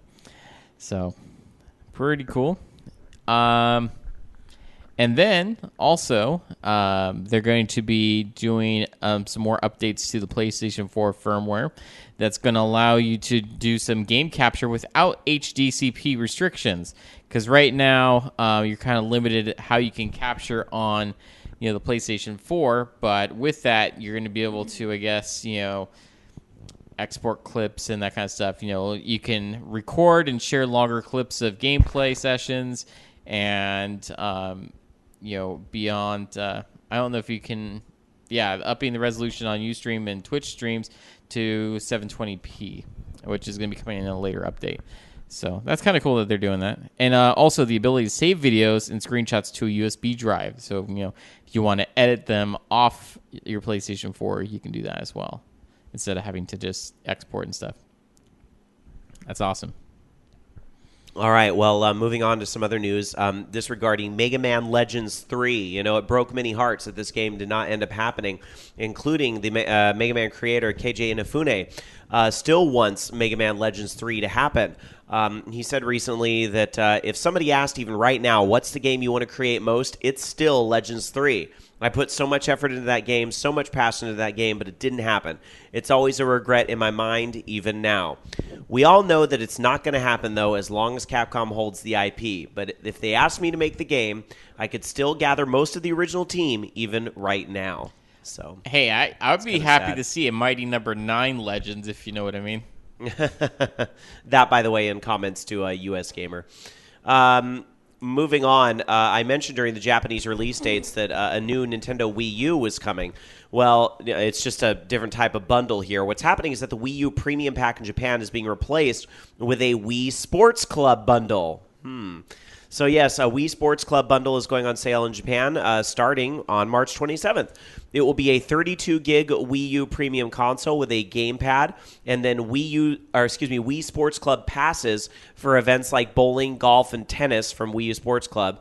Because remember, the Wii U Sports Club is that whole weird free-to-play thing where you can demo it for 24 hours, or you can buy one game, or you can buy so it comes with passes for some of the games there. And, of course, a Wiimote controller and a wrist strap, all for the low, low price of 30,000 yen. I was gonna say if they didn't include a Wii remote with that. That's just bullshit. Yeah, no. Of course, there's a Wii remote there, so you can actually play the game. And lastly, also about Nintendo, a trademark for QOL in Japan for a number of products. QOL, quality of life. And the trademarks are covering things including portable gaming devices, standalone gaming devices, merchandise, beauty products. So very interesting. Nobody knows, though, what exactly this could be about, although some people think it could be some type of new fitness initiative. Well, yeah, I remember they were talking about that they wanted to kind of go in that direction, which I still don't. I mean, cool, but once again, I don't think this is gonna. I don't know where they're going with this. Well, I ranted a few weeks ago about how Nintendo should have had the Fitbit craze and they lost it, and maybe this is their chance to try and still capture that. Although I kind of thought Wii U or Wii Fit U was supposed to kind of have that whole thing in it, so I don't know what else they're enhancing to the fitness thing, but we'll see.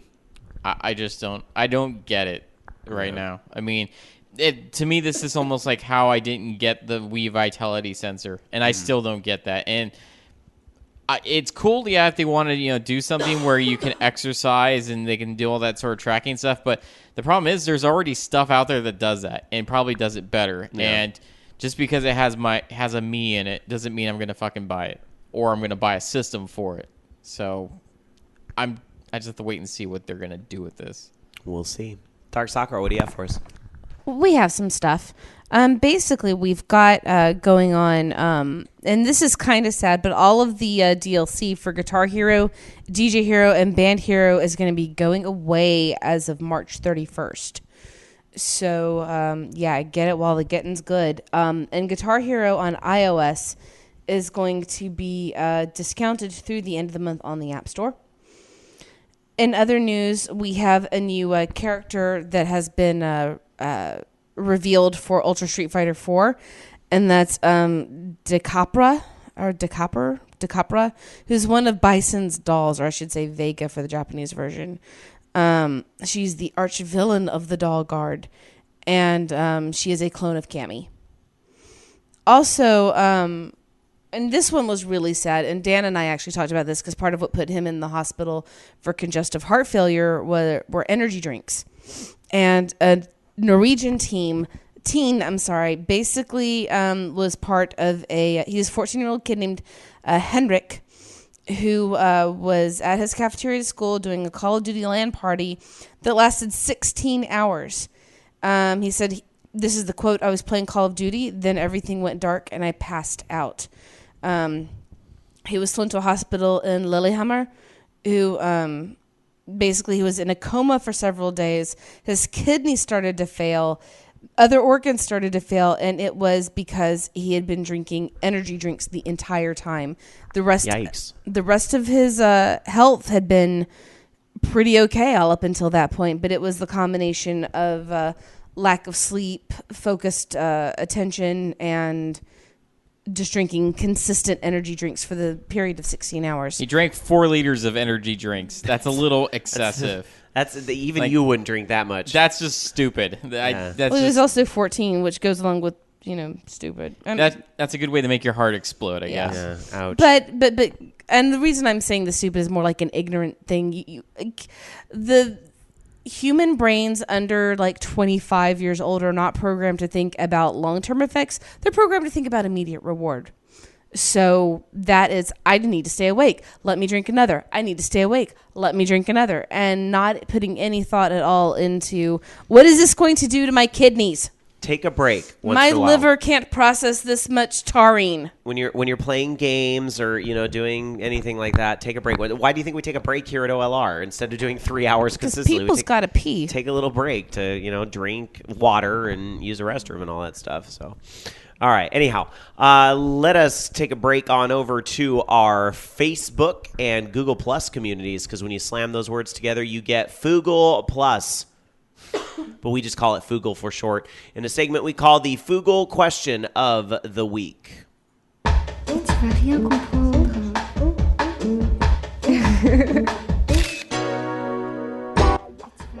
Heading on over to our communities, we're going to get some responses to this question tonight. We are sure that many of you have heard the news this week that Igarashi left Konami after many years of working on the Castlevania series, so we thought we'd use this as an excuse to ask our audience about their thoughts on Castlevania, the past and the present. Do you have a favorite game in the series? Do you still play the new games, or could you never get into the series, and why? So we're going to get people's thoughts on Castlevania tonight. So let's start with, over on Facebook, Wicked from the Nerdgasm Network, who says, the Castlevania series is a very personal favorite of mine. I originally cut my gaming teeth playing countless hours of Castlevania 2, just trying to decipher what the hell the villagers were telling me. I never did beat the game until I was into my 20s, though. Sorry, guys, I suddenly decided to get a case of the hiccups. My favorite game in the series fluctuates a lot, especially after all of my game challenges over the past 18 months. Right now, it's Aria of Sorrow, followed up by Symphony of the Night, sandwiched by Dawn of Sorrow in third. I fell in love with the Metroidvania style of Symphony growing up, and I feel the Sorrow pair took the spirit of the game and ran with it. I like the classic style side-scrollers, especially Rondo of Blood and Super Castlevania 4, but I never could get into the 3D ones. Sour taste in my mouth from Castlevania 64, I guess. And I know a while back, I think he went through and played like every single stinking Castlevania game, because they do these like little challenges on their show where they play every game in a series. It's pretty impressive. Let's see, Dark Tetsuya says, favorite game in the series has got to be Symphony of the Night. Games like that helped inspire my favorite indie title ever. Wink. What could that be? As for Iga's future, well, if he follows in the footsteps of KJ Inafune, I'm very excited about the prospect of a similar game with his influence. Yeah, I'm sure that's just a matter of time. Our pal Jeremy from Koopa Club says, I love this series. My faves are the original games, the more action-oriented ones. I like the Metroid-style games as well, but those don't appeal to me as much as, say, Super Castlevania 4 does. The first Lords of Shadow isn't all that bad, but it's not really that great either. I haven't played the other two games in the series, and maybe I will someday, but right now I have no desire to really reward Konami with any of my time. Oh, snap. I also don't see why anyone is sad that Iga left. Chances are he'd never have made another Castlevania game anyway, given that they had him working on social games for the past few years. And I'm adding into that and canceling them. Let him leave and make something better. I can agree with that. Ian, also from Koopa Club, that's Koopa with a Q, Club with a K, another great podcast, says, I remember liking Castlevania 64 a bunch and really got into the DS games. I'm not sad about him leaving either, as that appears to be the trend that people are doing. I'm hoping the Silent Hill masterminds follow suit and we will get Kickstarters out the ass and vag for their respected games. What do you think, Dark Sakura? How about Kickstarters out the ass and vag? No. No.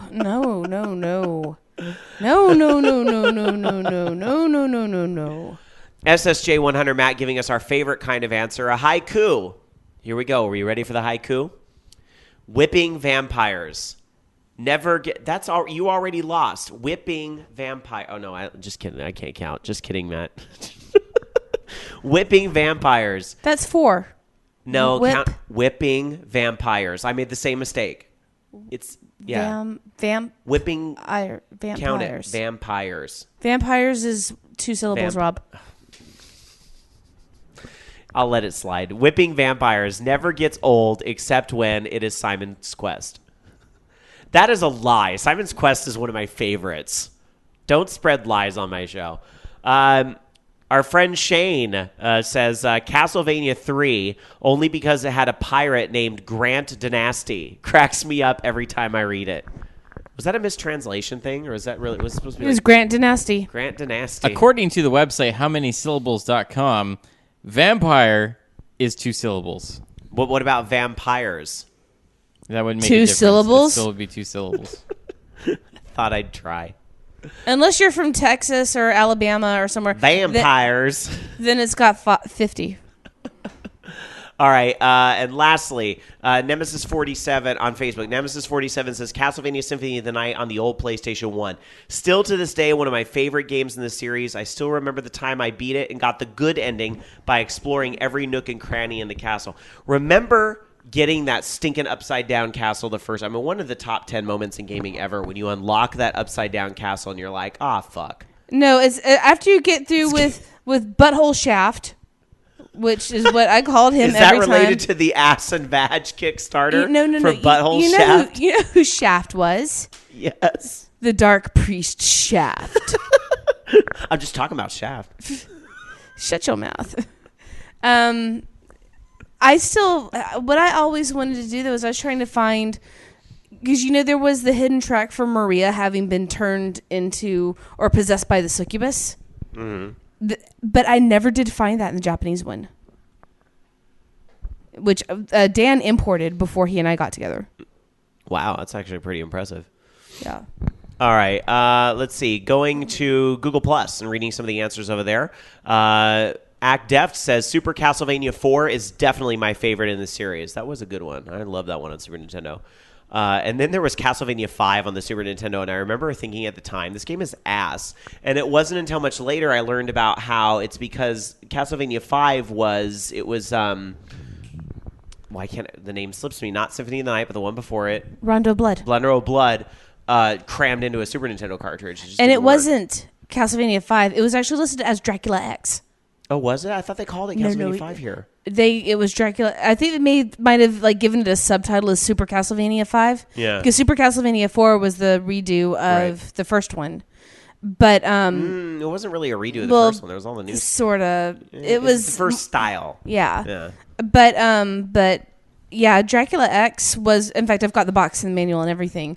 But nothing is as awesome as playing the damn game on the PC Engine because, oh my God. I remember you brought that over to game OLR. is fucking epic. You brought that over to OLR one time. And we listened to the beginning in Gothic German. All right. With the, when the girl gets stabbed. Oh God, that game's awesome. And oh my God, playing through the game is fucking Maria singing the entire time. La la la la la la. Okay, she gets a special attack when you get the hymn, where I think what Richter does is throw it at people or some shit like that. She starts singing, and her singing is so bad it kills things. Are you finished? No, that game's fucking awesome. All right, lastly, Jason over on Google Plus says, I tried playing Lords of Shadow, the first one, and I wasn't pleased. I made it through 4 distinct levels before giving up at the Shadow of Colossus ripoff, LOL. I love Castlevania. I've always loved Castlevania. I got a late start on the series and played Symphony of the Night before I even played the Nintendo and Super Nintendo versions, but I enjoyed them all. I enjoyed practically every 2D Castlevania and have fond memories of Castlevania 64. What? But any more modern 3D Castlevania than that just hasn't attracted me.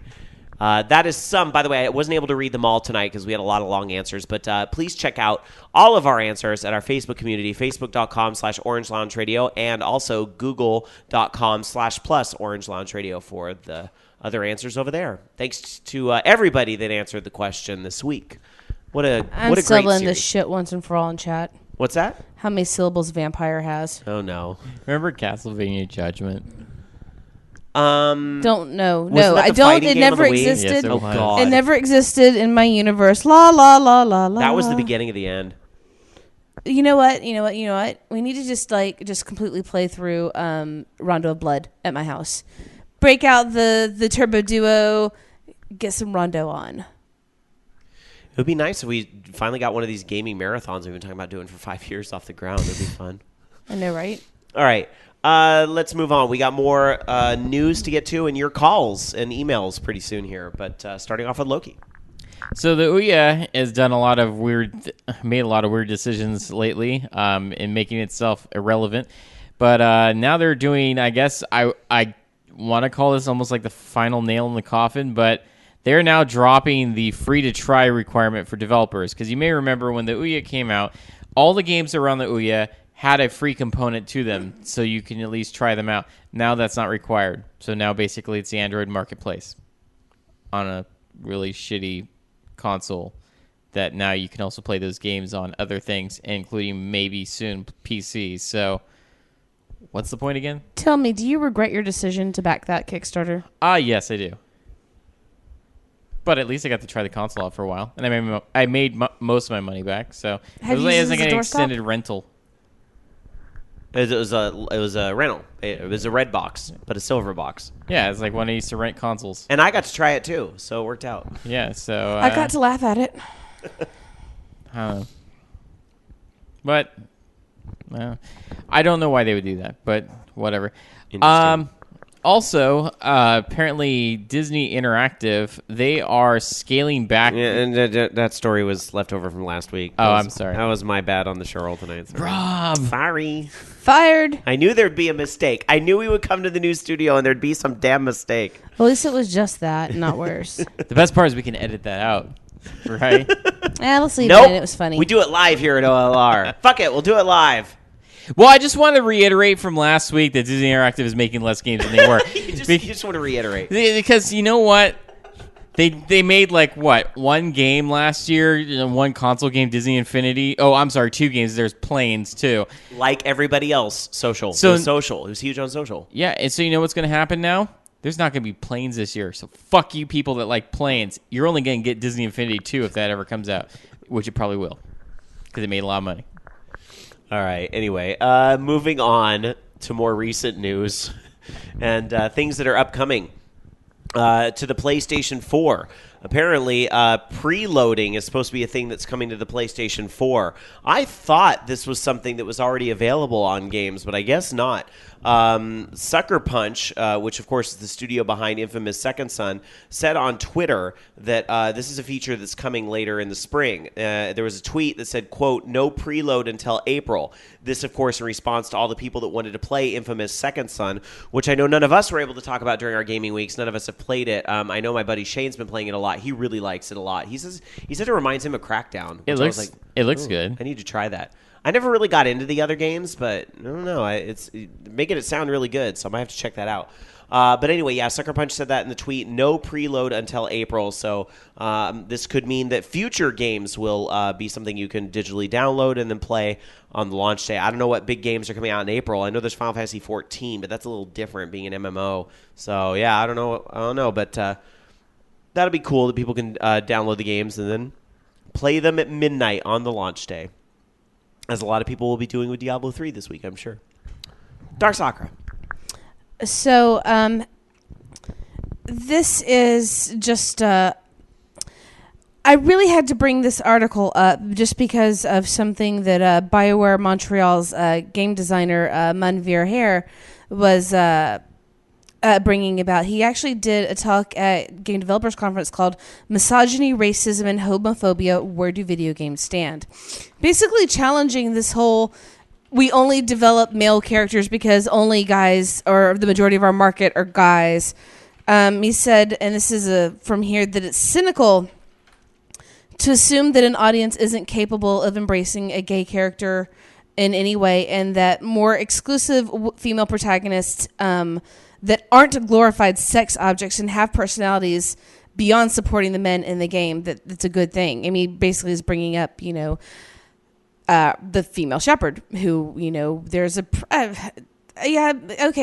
was it, 15% of the players had a female shepherd, but still, you got a lot more, I think, attention with her in the third Mass Effect, which was about the best thing about the game. And I mean, they're basically saying, the people are arguing that women weren't soldiers in medieval times, but there actually is plenty of historical evidence that women would fight, and that in other cultures outside of our typical Eurocentric video game, focus, that there were plenty of female warriors in other cultures. So it was really, really good. But the best thing that I think came out of this that he's quoted saying is, let's not be scared to ruffle feathers, and let's be open and honest about our intentions. Let's push and engage in a new discourse as a result of these dynamics. And let's do all of this because what we are currently doing is absolutely not working. It's about damn time. I'm trying to see if some of our chatters have some comments on this. Sial in our chat room says, everybody loves Samus, not counting Other M. Hey, there's some people that like Other M as well, Well, I think that it's I mean... But I mean, he's right. It's sad that it needs to be said. It's not like females aren't accepted as huge, big, important video game characters. Like you have, Samus. Like you have Lara Croft. Like you have, heck, Princess Peach in a way. People were excited to be able to play as her. I know that might be a bit of a stretch, but FemShep and so on. Well, and on top of that, I'm not like saying it's perfect by any means, but I'm just saying that it's not like they can't there shouldn't be that fear to have the female lead because there's plenty of very successful ones. Well, and it's not just the female lead. It's having other not just sexualities, but having gender, sexuality, race, even religion. I mean, we finally have had a few Muslim characters pop up here and there. We need more, I think, I'm going to say COC's, characters of color.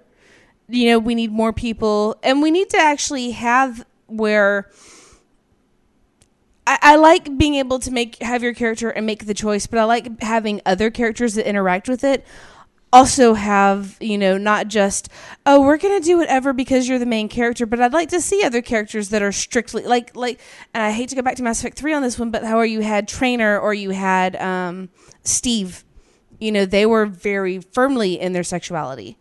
Yet you had plenty of other characters who didn't matter, But my point is that it needs to be recognized that you have people coming from all sorts of walks. And, I really hate using the word preference because it's something that's you're born with, something that's ingrained. And preference to me denotes a choice, So I would... That's why a lot of people say identity. Yeah. Well, but I look at identity as yourself and not necessarily what... organs you like to play with. If that makes sense. Well, I like the church organ. Well, you know what? I hate organs. So... You like to play the piano. I like the piano. Exactly. Pianissimo. Very quiet So piano. you're a pianist. Anyway. No, I'm a flautist because I flout it. Uh-huh. But let's say they release, I don't know, Halo 5 with a gay master or, gay master chief or whatever. Like, good. I mean, this is what I would say. There's going to be a lot of people out there that are going to have something to say. Well, it's not them. that I don't hear me wrong on this. I mean, I would love something like that, but I also am a realist where there's a lot of people that would be like, Here would be my problem with Master Chief as in the character that has existed through these games. There's a canon established, and I'm really fine with keeping a character canon. If, say, that there was a much future Halo game, much, later on in the future, and it's a new Master Chief, and he happened to like the cock, fine. I don't care. That'd be great. I don't really think people need to be judged by, what bits they like poking in their bits. I don't think it should matter, and it's no one's fucking business. Yeah. It really is no one's fucking business. And I hate the whole concept of closets and in and out of closets because who the fuck cares? I don't care what parts people like to play with. Well, unfortunately, there's too many people out there that do. And those people suck. But my whole point is that I don't care if X person has a wife or if she's got a girlfriend on the side or if it's a big open marriage and there's a bunch of fucking going on under what I don't give a shit. Don't give a shit. And I would like to see more characters where stuff like that, it doesn't matter. It doesn't matter what their sexuality is. It doesn't matter who they fuck. I'd like to see a whole lot of fucking going on, too. You would, you whore. No. But I think it doesn't matter. It shouldn't matter. It shouldn't matter what their skin color is. What matters is that, yes, this creates who this person is. We respect that these are the things that make this person who they are. But it should just be oh, okay. That's cool. That's who you are. I don't care. If you know what I mean. Not that it's not a doesn't matter kind of thing, but that it's that's who they are. I respect it. Let's keep moving. All right. Going to some first a question from our chat room from our buddy Shane Alinko. Jamie, would you consider male Shep being straight canon? Since until Mass Effect 3, he never was interested in men, just women, which would mean they fundamentally changed him. May I? To tell Jason, I didn't say what bits with their bits. I said what bits in their bits. Oh. Because some people like it in the ass and some people like it in the vag, okay? Some people like it in other things. I don't care because ew. All right, but what about Shane's question? Okay, what did Shane say? Oh, God damn it. Would you consider male Shep being straight canon, since until Mass Effect 3, he never was interested in men, just women, which would mean they fundamentally changed him? That's kind of an interesting one because I think that they realized that it shouldn't have been a thing to begin with. Technically, your Shep doesn't have to have sex at all, or doesn't have to have your Shep. You could your have- Shep can be asexual. I could totally have an asexual shepherd except Garrus. But you know what I mean. If Rex was available, I'd totally go for that. If you could resist Garrus's temptations, you could have a completely asexual shepherd. I tried once, Rob. I really did try. And I tried to play a bro shep so I could get Caden. Uh-huh. And I couldn't play him because no. All right. Going to SSG 100 Matt, because I like this statement. I like what Cial just said, put my bits in your bites. SSG 100 Matt says, progress takes time. It took a long time for there to be female protagonists in film, movies, books, etc. Video games with in-depth storylines are somewhat of a new media. But what does bother me is that given how much we've progressed as a society, that it would be quicker. But again, progress takes time. And I actually kind of agree with SSG 100 Matt. I think we'll get there. And I think the only way we're going to get there is if we keep hooping and hollering and talking about it and having this dialogue. That's how we're going to get there. But I just wish it wasn't necessary. I have faith that we will get there. I mean, but look at what the indie gaming scene is already. I mean, you have things like Gone Home. You have Segua's here pitching Dominique Pamplemousse, which tackles some issues you don't really see in games otherwise, and so on. So it's starting in the indie scene. For the record, by the way, to add another thing to what Shane asked, in my own headcanon, as far as I could get away with playing a bro shep, he was totally whacking off to Caden to a picture. Totally whacking it. Because honestly, I like the Caden romance with a bro shep a lot more than I do with a female shepherd. Tiger Claw in chat says, what would Shepherd be like if he or she was transgender? The same. Be shepherd. Be shepherd. With bits that don't quite fit. Of course, in the future, hopefully, they would have much better corrective surgery for that. I'm wondering if maybe Tiger Claw means there could be because you know how some folks prefer to use gender neutral language, like neither he nor she, you they or z, a different term, but that's not really possible in Mass Effect. But I think we also have to look at, like say on Facebook, there's 50 different ways you can identify your gender. It might be a bit much for a video game to have 50 different branching options. I mean, we do have to kind of, and not that I'm saying that we shouldn't, have transgender representation. I absolutely think that would be a great thing. But as the designer does kind of have to choose at some point, what are the possible branches for these characters? And I think down the line, we're definitely going to, especially as technology catches up. But for the most part, and this is another sad thing too, I think that while the developers were really trying to be more open and basically throw more of a bone to, I really think trying to push some limits there, trying to be a lot more respectful of people in their lives, we still have a very binary viewpoint when it comes to gender. Just in general, it's hard to change, having centuries of that beaten into your culture and then have it turn around. It's still pretty, instinctive to say he or she instead of realize that what you see may not be what you get. So it's another thing that just has to be tackled. But I'm saying that for now, it's to be expected, but I don't think it should be expected much later on, if that makes sense. Sure. All right. Well, I'm sure there's plenty more comments on this, but I would have to direct those to our email bag, which is participate@orangeloungeradio.com if you'd like to participate further in the discussion. But in the meantime, in the interest of time, we're going to tackle some other news stories. So going over to Loki. All right. So this is kind of interesting. Kind of all part of the, evolution to the Steam service. But they're adding a virtual reality mode to, the latest Steam beta. And what that's going to do, originally you would have to add a command line -VR to enable it, but now they actually have a button for it. And it's, meant for head-mounted displays like the Oculus Rift. And so it has an interface, I think from what I hear, is similar to like the big picture mode, but, it's meant for VR displays. So it's interesting. I don't know. I guess obviously it's something they're going to need, if they're going to be, forward thinking. So be kind of curious to see what that looks like. I don't know. Well, I guess this is just in time for this headset craze that's growing, right? Yeah. Well, if I remember correctly, I think that Valve was kind of working with Oculus maybe a little bit, and just some of their ideas with. I remember I read a comment about like they were saying increasing like the frame rate or something, or doing something with it was some sort of different method for displaying pixels that allowed you to get a lot less motion blur, and basically involve them displaying an image and then flashing to black almost, so that you don't have that kind of streaking effect with pixels being left on the screen or something.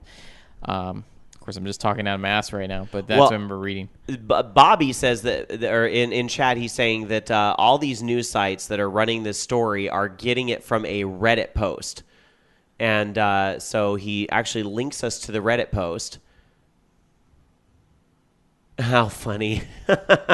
It's his own post. So Bobby's the one that posted this to Reddit.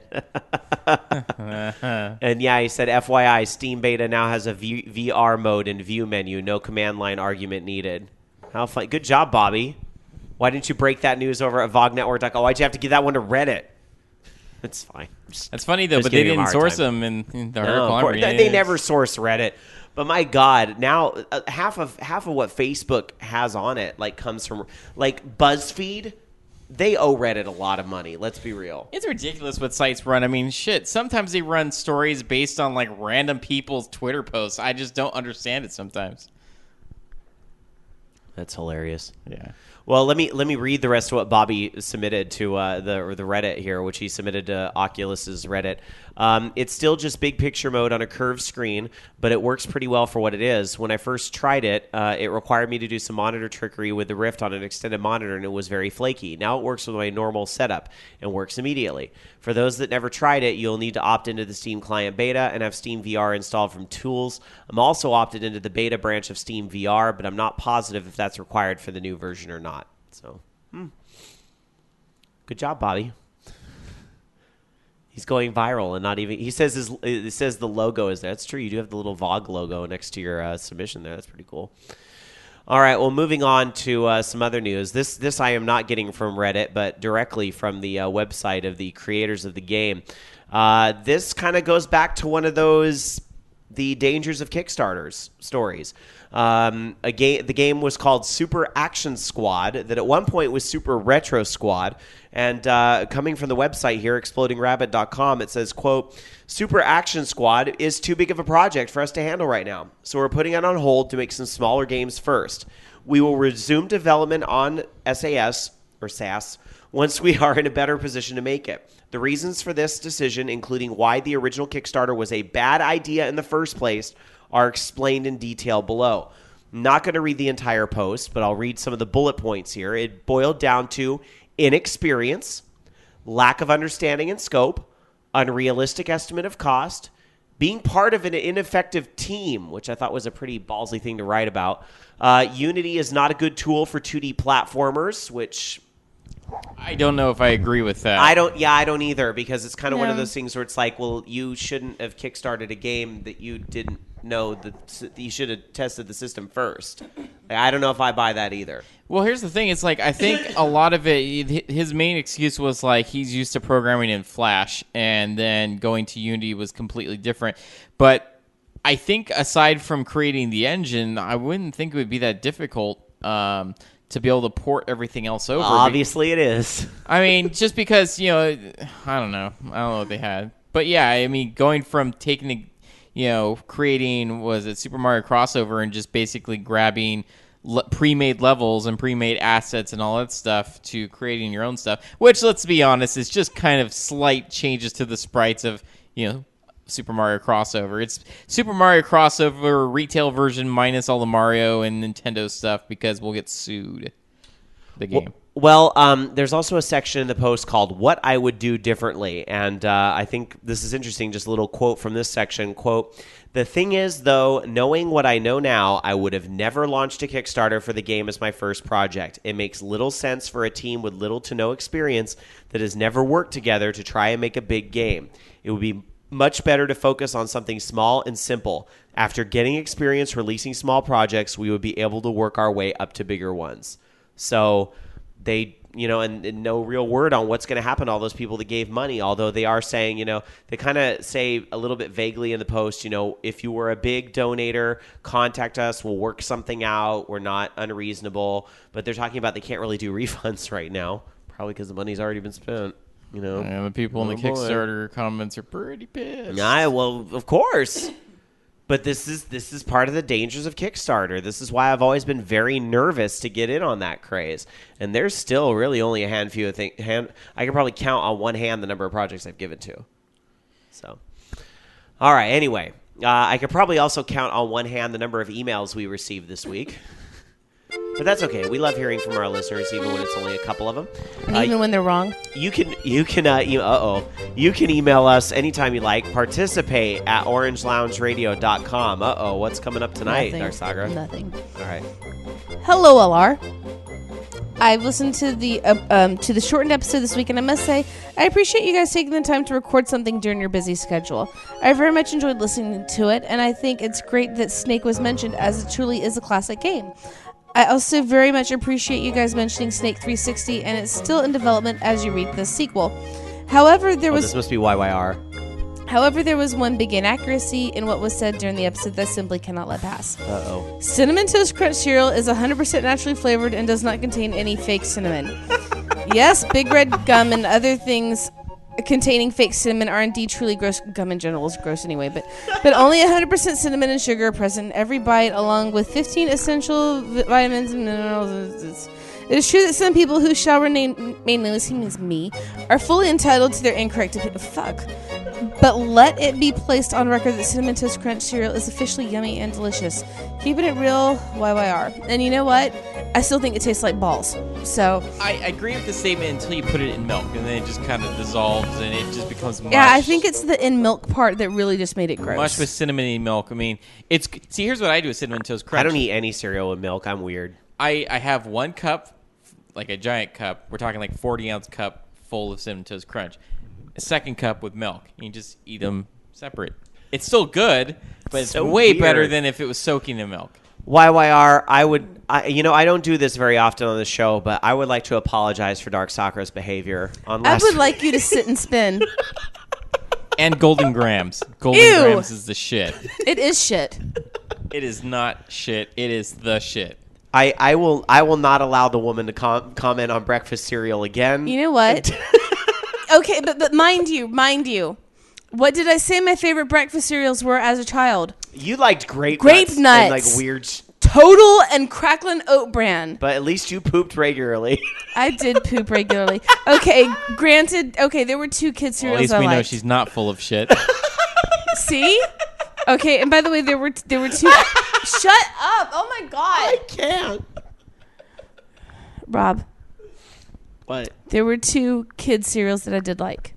One was Apple Jacks, which tasted nothing like fucking apples. Apple Jacks is kind of dumb. I don't like it. Ugh, God, you're a horrible person. Who would eat like Kix? I never understood that. It's like eating packing peanuts. I mean, it's just seriously gross. Kix is gross, but I'll agree with you there. Honeycomb, fuck that shit. All right. The other one was I really liked Rice Krispies. I liked when they made Rice Krispie treats a cereal. Shut up. Okay, but I would have to eat my Rice Krispies like super fast because I hated that soggy shit at the bottom. Oh my god, why are we talking about fucking cereal? I'm hungry now. Thanks, Rob. I'm hungry. You know what I saw at the store today? I ate gluten-free pizza today and it was great. We bought $200 worth of groceries today to stock our new house. I saw you had food in your fridge for a change. Right? And one of the things we were looking at getting was, Ritz crackers are one of my favorite snacks, right? Do you know they have bacon-flavored Ritz crackers now? What? It's probably not very good. You know what I found? Huh. When I was at a Total Wine looking for... I was going to go get some Frivolo, and they were out of Frivolo, the fuckers. Bacon wine? they had bacon maple donut beer. That sounds amazing. I was like, the fuck is this? No. So I bought sticky toffee beer instead. Next email. Oh my God. So it's very short. It's from someone named Travis, which I don't have a nickname, so I'm not going to use that. Is it Travis Donovan? No, it's not. Oh. Disney and Pixar sing Let It Go, and we have a link. We're not playing it. I love you, but no. You know what, though? That video was all over Facebook. I saw that one. I liked the one, though, where the guy who does all the different Disney voices just as impersonations sang, like, in 20 different characters' voices. That was pretty freaking cool. Yeah. But I think thanks, Reginator. That's fucking gross. I think it's time, however, what did he say? Apple Jacks plus Dark Suckers, Grape Nuts, Cracklin, Oat Bran equals jack shit. Oh, shut up. Damn it, now I lost my train of thought. I had something to contribute to. Oh, yes. Let it go. Okay, thank you. I think it is time to let go of Let It Go. Like, I'm officially sick of that song. Like, let's stop. Rob is officially sick of the song. Stop it. I was singing it in the middle of Target in Berkeley. No, I'm done. I'm done with all the parodies. I'm done with all the knockoffs. I'm done. I love that song, Rob. What song is this? Is this a song from Frozen? Yes, Yes. it's a song from Frozen. Oh, okay, Which I just then I picked don't up know. my From Adele copy of Dazeem. Frozen. You stop it. She's a flawless goddess. I don't know what it is then. I haven't actually heard this song. You have children and you don't know what Frozen is? I know what Frozen is. I just haven't heard this song. Dan hasn't watched it either, and I need to fix that. Oh, yeah. We always hang up on Loki before the fortune cookie when you've been playing all those knockoffs lately. Anyway. I didn't do one this time. I did something for Frogger. All right. Fine. Reginator, you know what? Thank you. Sit down. Are you in the corner, Raginator? Because I don't think you are. You need to get back in the Put your corner hat where back you on. were. You know what? I've decided from here on out that Drew's joke book is retired. You know I work with Drew now, right? Yeah, I do. I've told our intern Drew. I think we're about ready to promote him to mailroom, so he can just do the mail for me. Raginator is now the holder of the toilet paper joke book. Raginator, you're the intern now. That's quite the promotion. All right. You were the holder of the toilet paper. Are there? Speaking of the holder of toilet paper, is there any more emails? I need to go home and watch Frozen. Don't judge me. Why do you have Mario on your butt? It's a pillow, and I'm using it for my back. Fine. Leave me alone. Participate. Plus, it's something my ex got me in Hong Kong. I don't exactly value this thing. That ex? Yeah. The Republican? That one. Well, He was hilarious. that wasn't the main problem, Jamie. It was just But I one always of many remember issues. him as the Republican. Yes. Who had yeah. Well, look, here's because I don't want to make it sound like I can't be friends with you if you think a certain way politically, because it's totally not true. But it's just the whole thing. Like, he actually ran for political office and all that stuff. But anyway, let's not talk about him because he's long gone, and they've got better. Yeah, let it go. That's right. Let it go. Let it go down the drain. All right. We'll bury Rob's ex in the snow. I've been making up my own lyrics to this song now for the past month. He does live in Reno now, from what I understand. No. All right. Anyhow, is that it for emails? That is it for emails, yes? Yes. Participate at orangeloungeradio.com is the place to send emails. Let's get to the FUs of the week.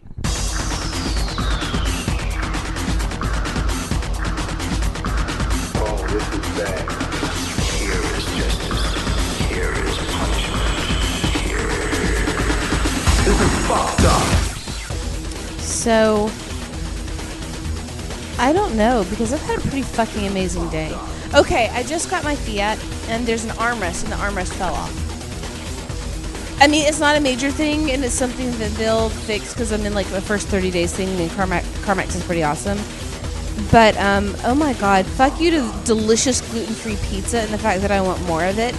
And I had no willpower. I ate like shit yesterday, and I had carby stuff. And I had carby stuff today, and I'm just going to have to go on a meat fest for the next week. And I have to go back to the gym, and I don't want to go to the gym by myself. But I gotta go back to the gym. Who wants to spot for me at the gym? You are some lazy bitches. I can't click on YouTube links because I'm on my iPad. Bandwidth.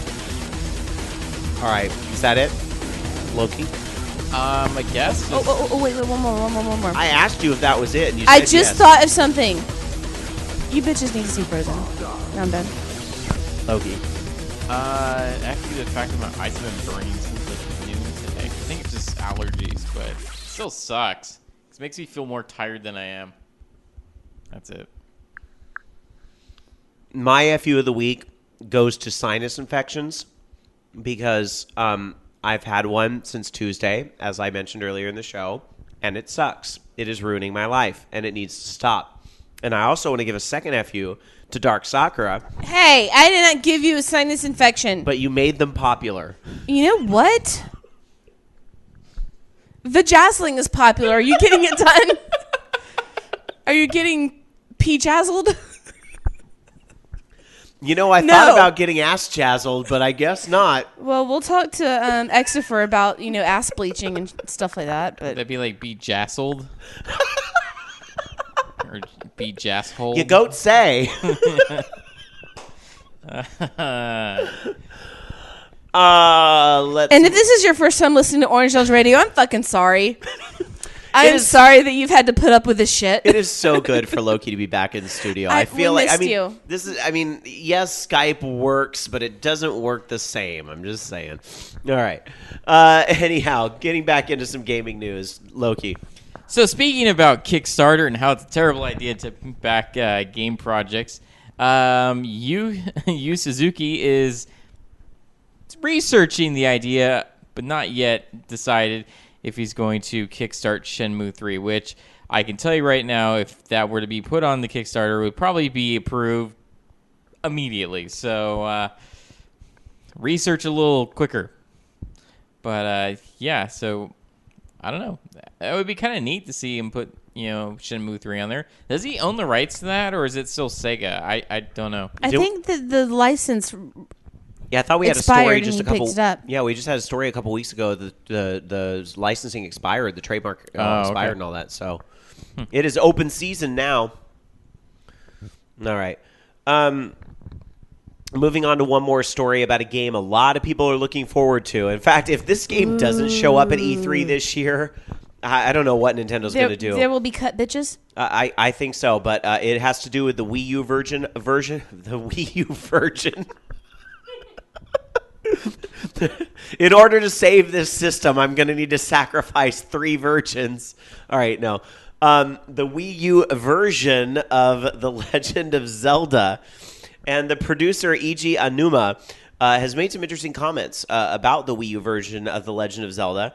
And that could be that there may be a top-down view in these future Zelda games. Because, top-down was the way the old Zelda game, at least the very first Zelda game was, and then, of course, Link to the Past, and, Link Between Worlds is kind of brought that back a little bit. But we haven't, the console ones have all been 3D ever since, Ocarina. So could the top-down view return? And let's see, the official Nintendo magazine had an interview, and the interviewer asked, "What did you learn from making this game? Can you use any of these ideas in future titles? For example, the merge with Wal's ability is amazing, and it would be a shame if it was never used again." And he says, "I think the top-down view made the ability to enter the wall really interesting. Also in this game, I feel we found a new direction in regards to the potential use of the good old top-down view for Zelda. It's the kind of point we will take in good consideration when thinking about the next Zelda game." I think people might be reading into that quote a little too much, but when you consider that there's a second screen, I could definitely see some sort of maybe top-down map view in addition to what you're seeing on the screen. I think would be a very logical extension. Or dungeon maps, certainly on your Wii U screen. I think there's certainly potential for top-down things to come into that map or in the second screen, if nothing else. So, all right. Game Guru in chat at live.vognetwork.com says, "Oh God, they're making a new Four Swords game, aren't they? Hey, you never know. You never know what direction those games were pretty popular, though, weren't they? Yeah, I think so. They were giving it away for free on 3DS for a little bit, twice. Oh my God! And we had another unicorn in chat. Zaku's actually in chat. He's in chat. Good times. Live. You should be in chat too. Live.vognetwork. Yeah, everyone. Why aren't you there? All right. Because they're listening during the week while they're at work or on their commute or what have you, which is fine. But, come join us on some Saturday night. We won't be here on Saturday. Another show will be, which is fine. But Sunday we are here, and you should come join us for a live show sometime. All right. Anyhow, let us get to that was the last story. So we're going to open up the Skype line. I think now's the time. 1-877-GAME-OLR, our username on Skype, Orange Lounge Radio. And while we wait for some calls to come in, I don't know if Loki has any last-minute stories, but I can also go to our Twitter as well at twitter.com/OLR. Loki? There's not really much. There's a rumor that Rainbow Six Patriots has been redesigned from the ground up 3 times. So that doesn't mean it's coming out anytime soon. Just that. I don't really have... It's slow news week. Which is weird because Game Developers Conference was this week. But then again, that means that's because, again, it's not a news conference. So nobody's developing right now because they're all at the conference. Not all of them. But I know. Seriously, like one of the shows I watch, Cooking with Unity, they've been off this week because he's at game. I'm like, I was about to where are you guys? You'd be off at Game Developers Conference if you could be too. Anyway, we have a call. Hi, you're on Orange Lounge Radio. Who's this? It is Jammer J. You guys hear me? Yeah, we see you too. Hey, Jammer J, what's up? Oh, nothing much. I'm listening to the song, the show live. It's been quite a while listening to it live. Well, welcome back. Thanks for being here. Hello. Hello, Dark Sakura. What'd you want to share with our listeners tonight? Do you have a question or a statement or what? Oh, yeah. It was so here's a question I've been going over because this happened to me the other week. So what happens when your backlog, you have something that's on your backlog, basically I had Final Fantasy X2. It was on my backlog for PS2 so long that they did an HD remake. I still haven't got to it, but it's been 14 years. So when you have all these games in your backlog, does it just become a collection or a vault? It's yeah. Kinda. I have had games, and I hate to admit this because I'm so going to get judged for it. I have games that I bought the day they came out, and they're still sealed because that's how bad my gamer ADD is. Okay, so that's what it is. Because I have the same thing too. It's I have games still shrink wrapped, and they're from previous. There's stuff on PS2 that I think I would get to one day, but that one day hasn't happened in 10 years. It's wow. Yeah, no, you're not alone. I can tell you that. I do it too. I don't know if any of our chatters would admit to that as well over at live.vognetwork.com. But Dark Sakura, you're the most ultimate collector of them all. Do you have games that you played once or you've never even played, but you just hey, I gotta add this to the collection? Do you remember the games I have that are still in shrink wrap? So yes. Yes. Do you remember any off the top of your head?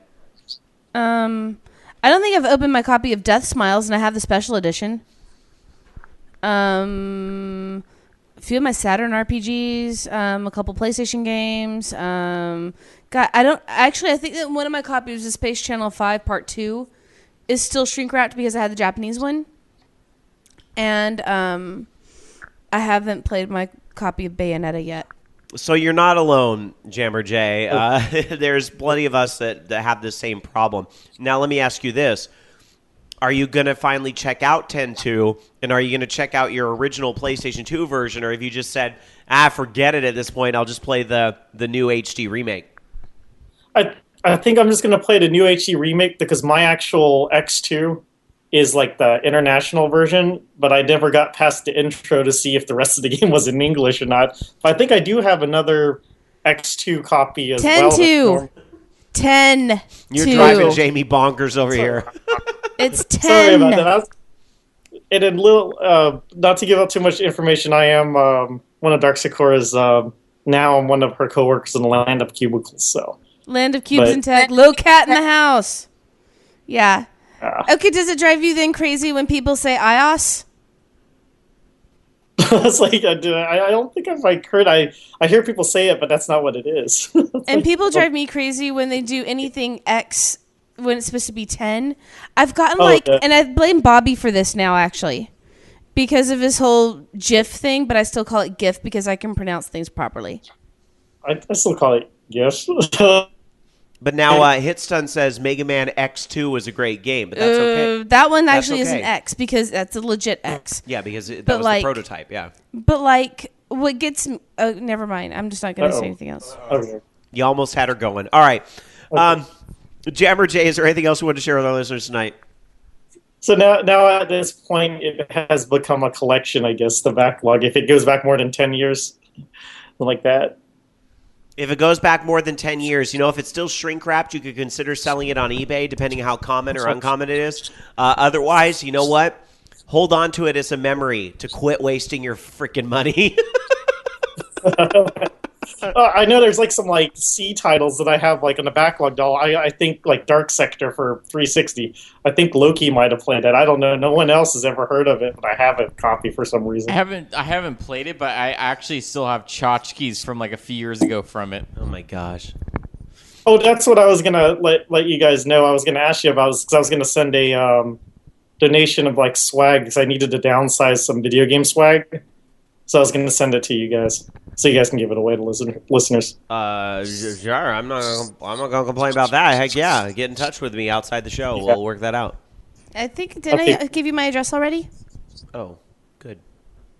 You'll have to send it to me like in email or something like that, or in chat. In chat. I'll jump on chat. At Lowcat. All right. Okay. Sounds good. All right, I'm gonna let you go, Jammer, so we can get more calls. But thanks for calling in and welcome back to the live show. Okay, no problem. Take care, buddy. You too. All right, bye. 1-877-GAME-OLR or our username on Skype, Orange Lounge Radio, all one word. If you want to call into the show and chat with us about whatever we've talked about tonight, or maybe you have your own topic. Loki, did you have anything else? No. All right, let me see if I can pull up the Twitters really fast. What? Stop stealing my diseases. Sorry, I'm finding this the longer the show's going on, the harder time I'm having with my voice, so I may have to call it a little earlier tonight, but we'll see here. Moving on, let's go to another call because it is lighting up here. Hi, you're on Orange Lounge Radio. Who's this? Hey, this is Raginator. No, if it isn't our newest intern Raginator. How you liking the new joke book? Loving it. What's up, buddy? Just two questions, but I'm willing to bet that the answers are going to be kind of long-winded if my guess is right. The first one, have you ever known any people to basically, for lack of a better word, petition certain companies to get certain games onto Steam and be successful about it? Ooh, to get a game on Steam and be successful about it. Not like Greenlight where companies is basically saying, "Hey, we're thinking about putting this game on. Would you buy it?" Whereas we the consumer approach them. Well, I think you're talking probably about like the Sega games. They have a bunch of petitions going on to try to get a bunch of different Sega games ported to PC and I think on Steam. But I think for most companies nowadays that, aside from EA, but they probably want their game on Steam. And so it's not really an issue of, I have to convince you to put your already available PC game on Steam. Usually they want to be on Steam with the exceptions of, some of them that are on EA's Origin service or, like in the case of like Mojang and stuff that has, he's doing well enough by himself. He doesn't need Steam. Oh, all right. Yeah, in fact, the reason I bring it up is because I was commenting to Doc Zerker the other day in Steam chat that it's kind of a crying shame that aside from Metal Slug 3, there's not really anything by SNK on the service. So I thought there was a King of Fighters. One of the recent King of Fighters games was on there. Oh, yeah. You're 13? absolutely right. Yeah. You're absolutely right. I completely forgot about that. That's all right. My bad. It's a big store. It's easy to get lost in. Yeah, really. Now, as far as my second question goes, it's probably more geared towards Loki because he's more of the builder expert of the group. Now, when you were building your cabinets, being your main cabinets or what have you, what joysticks and monitors aside, what kind of materials did you use? Did you use like particle board or? Well, it's mainly MDF it depends on the size. My first main cabinet, which was an Ultimate Arcade 2 cabinet, it was made with 3/4 MDF. It was actually supposed to have been, I think, 5/8 or something, which made it a lot heavier than it needed to be. So it's basically MDF, but I mean, I don't know. It all depends on how you're trying to, what you're doing with it. Like if you're painting it, or if you're gonna, put a laminate on it, or whatever. But usually they're out of MDF, or some sort of plywood, just because MDF does tend to be a little bit weak sometimes, especially if you have it really heavy. The other thing too is like, if I were to go back and do it again, I wouldn't have done like kind of a classic arcade cabinet. I would have wanted it more like the Vulex cabinets and stuff, where it's just control panel and HD TV. Because honestly, trying to get stuff running on a low enough resolution to work with a TV or a monitor or something like that, it's just a pain in the ass. And it's a lot easier just to have a nice HD screen, because then you can do a lot more with it. You can play indie games on it or whatever, and may not be as classic as you have it in a main cabinet, but it's a hell of a lot cheaper and probably a hell of a lot easier to make. Because I want to say I spent $3,000 on that first cabinet. I really wish I hadn't built it. Yeah, honestly, now I've been kind of sort of toying with the idea of building a cabinet, but if I do build one, it's gonna be like the basic shell of the cabinet. They would look like basically like your classic arcade cabinet from the 80s or early 90s. Probably make it out of some kind of wood, put laminate on the sides and whatnot. And for like a monitor, I would probably use like a flat screen LCD monitor or TV, off the shelf, fight stick. And then just so I don't get my computer to overheat because of lack of circulation, have it off to the side.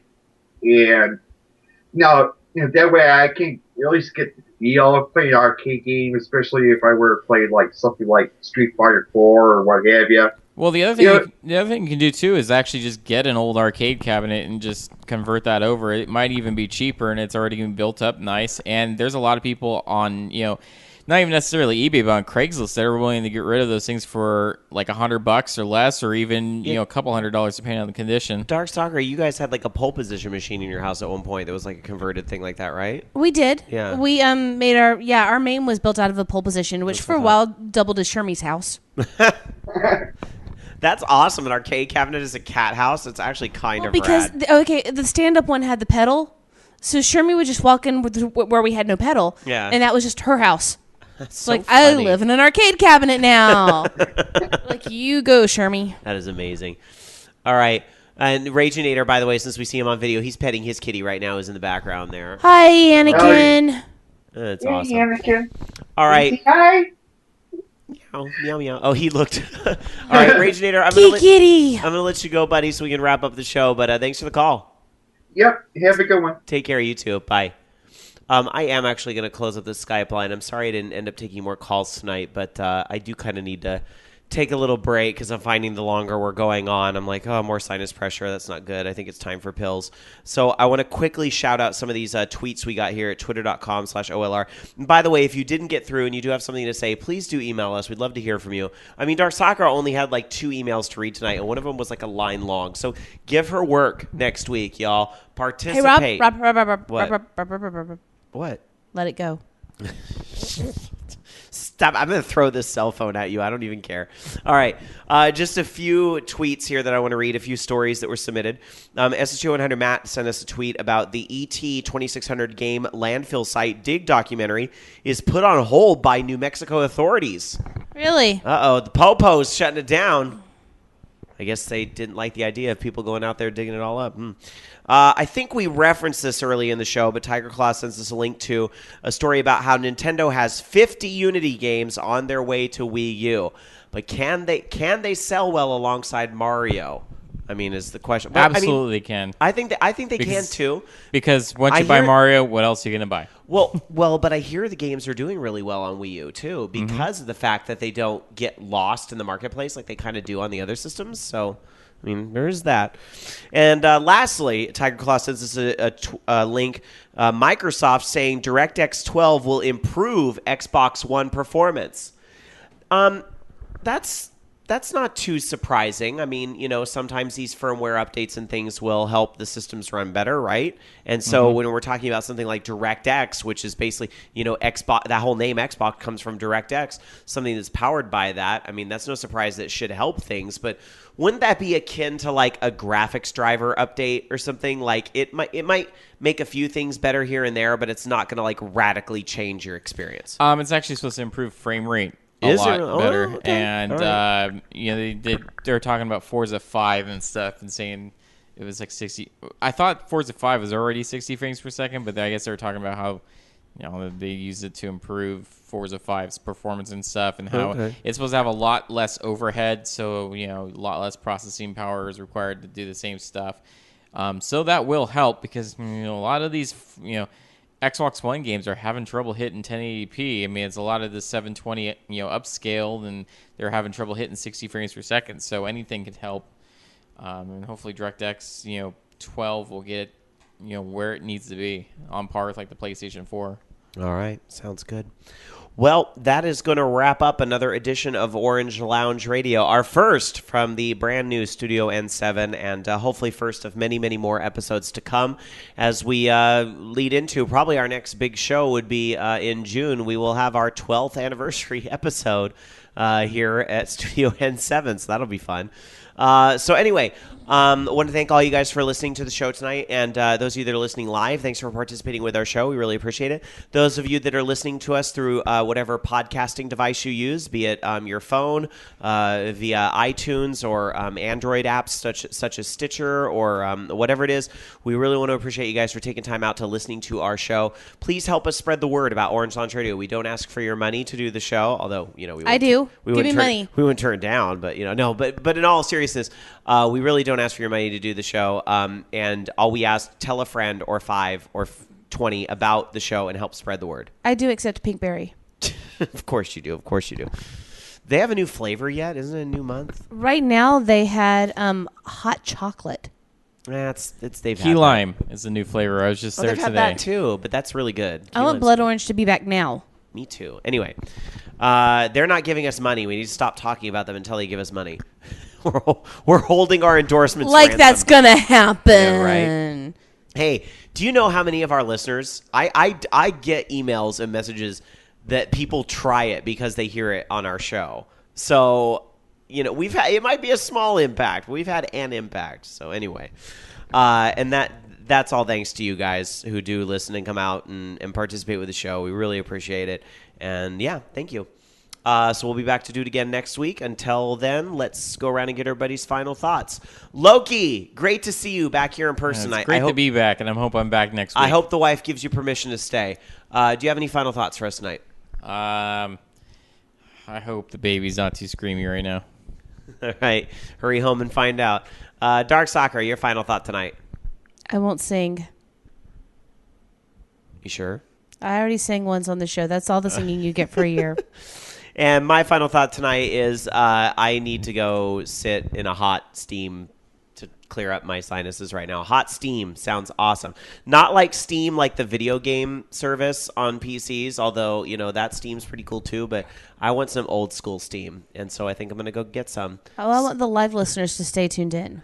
I will see you next time, as will Jamie, as will Matt. We'll see you then. Bye. You've been listening to Orange Lounge Radio. Orange Lounge Radio is a production of OLR Studios. To join us for a live show, tune into VogNetwork.com Sunday nights at 6 p.m. Pacific, 9 p.m. Eastern. The views and opinions expressed in this program do not necessarily reflect those of the staff of Orange Lounge Radio or VOG Network, but they were all still true. See you next week.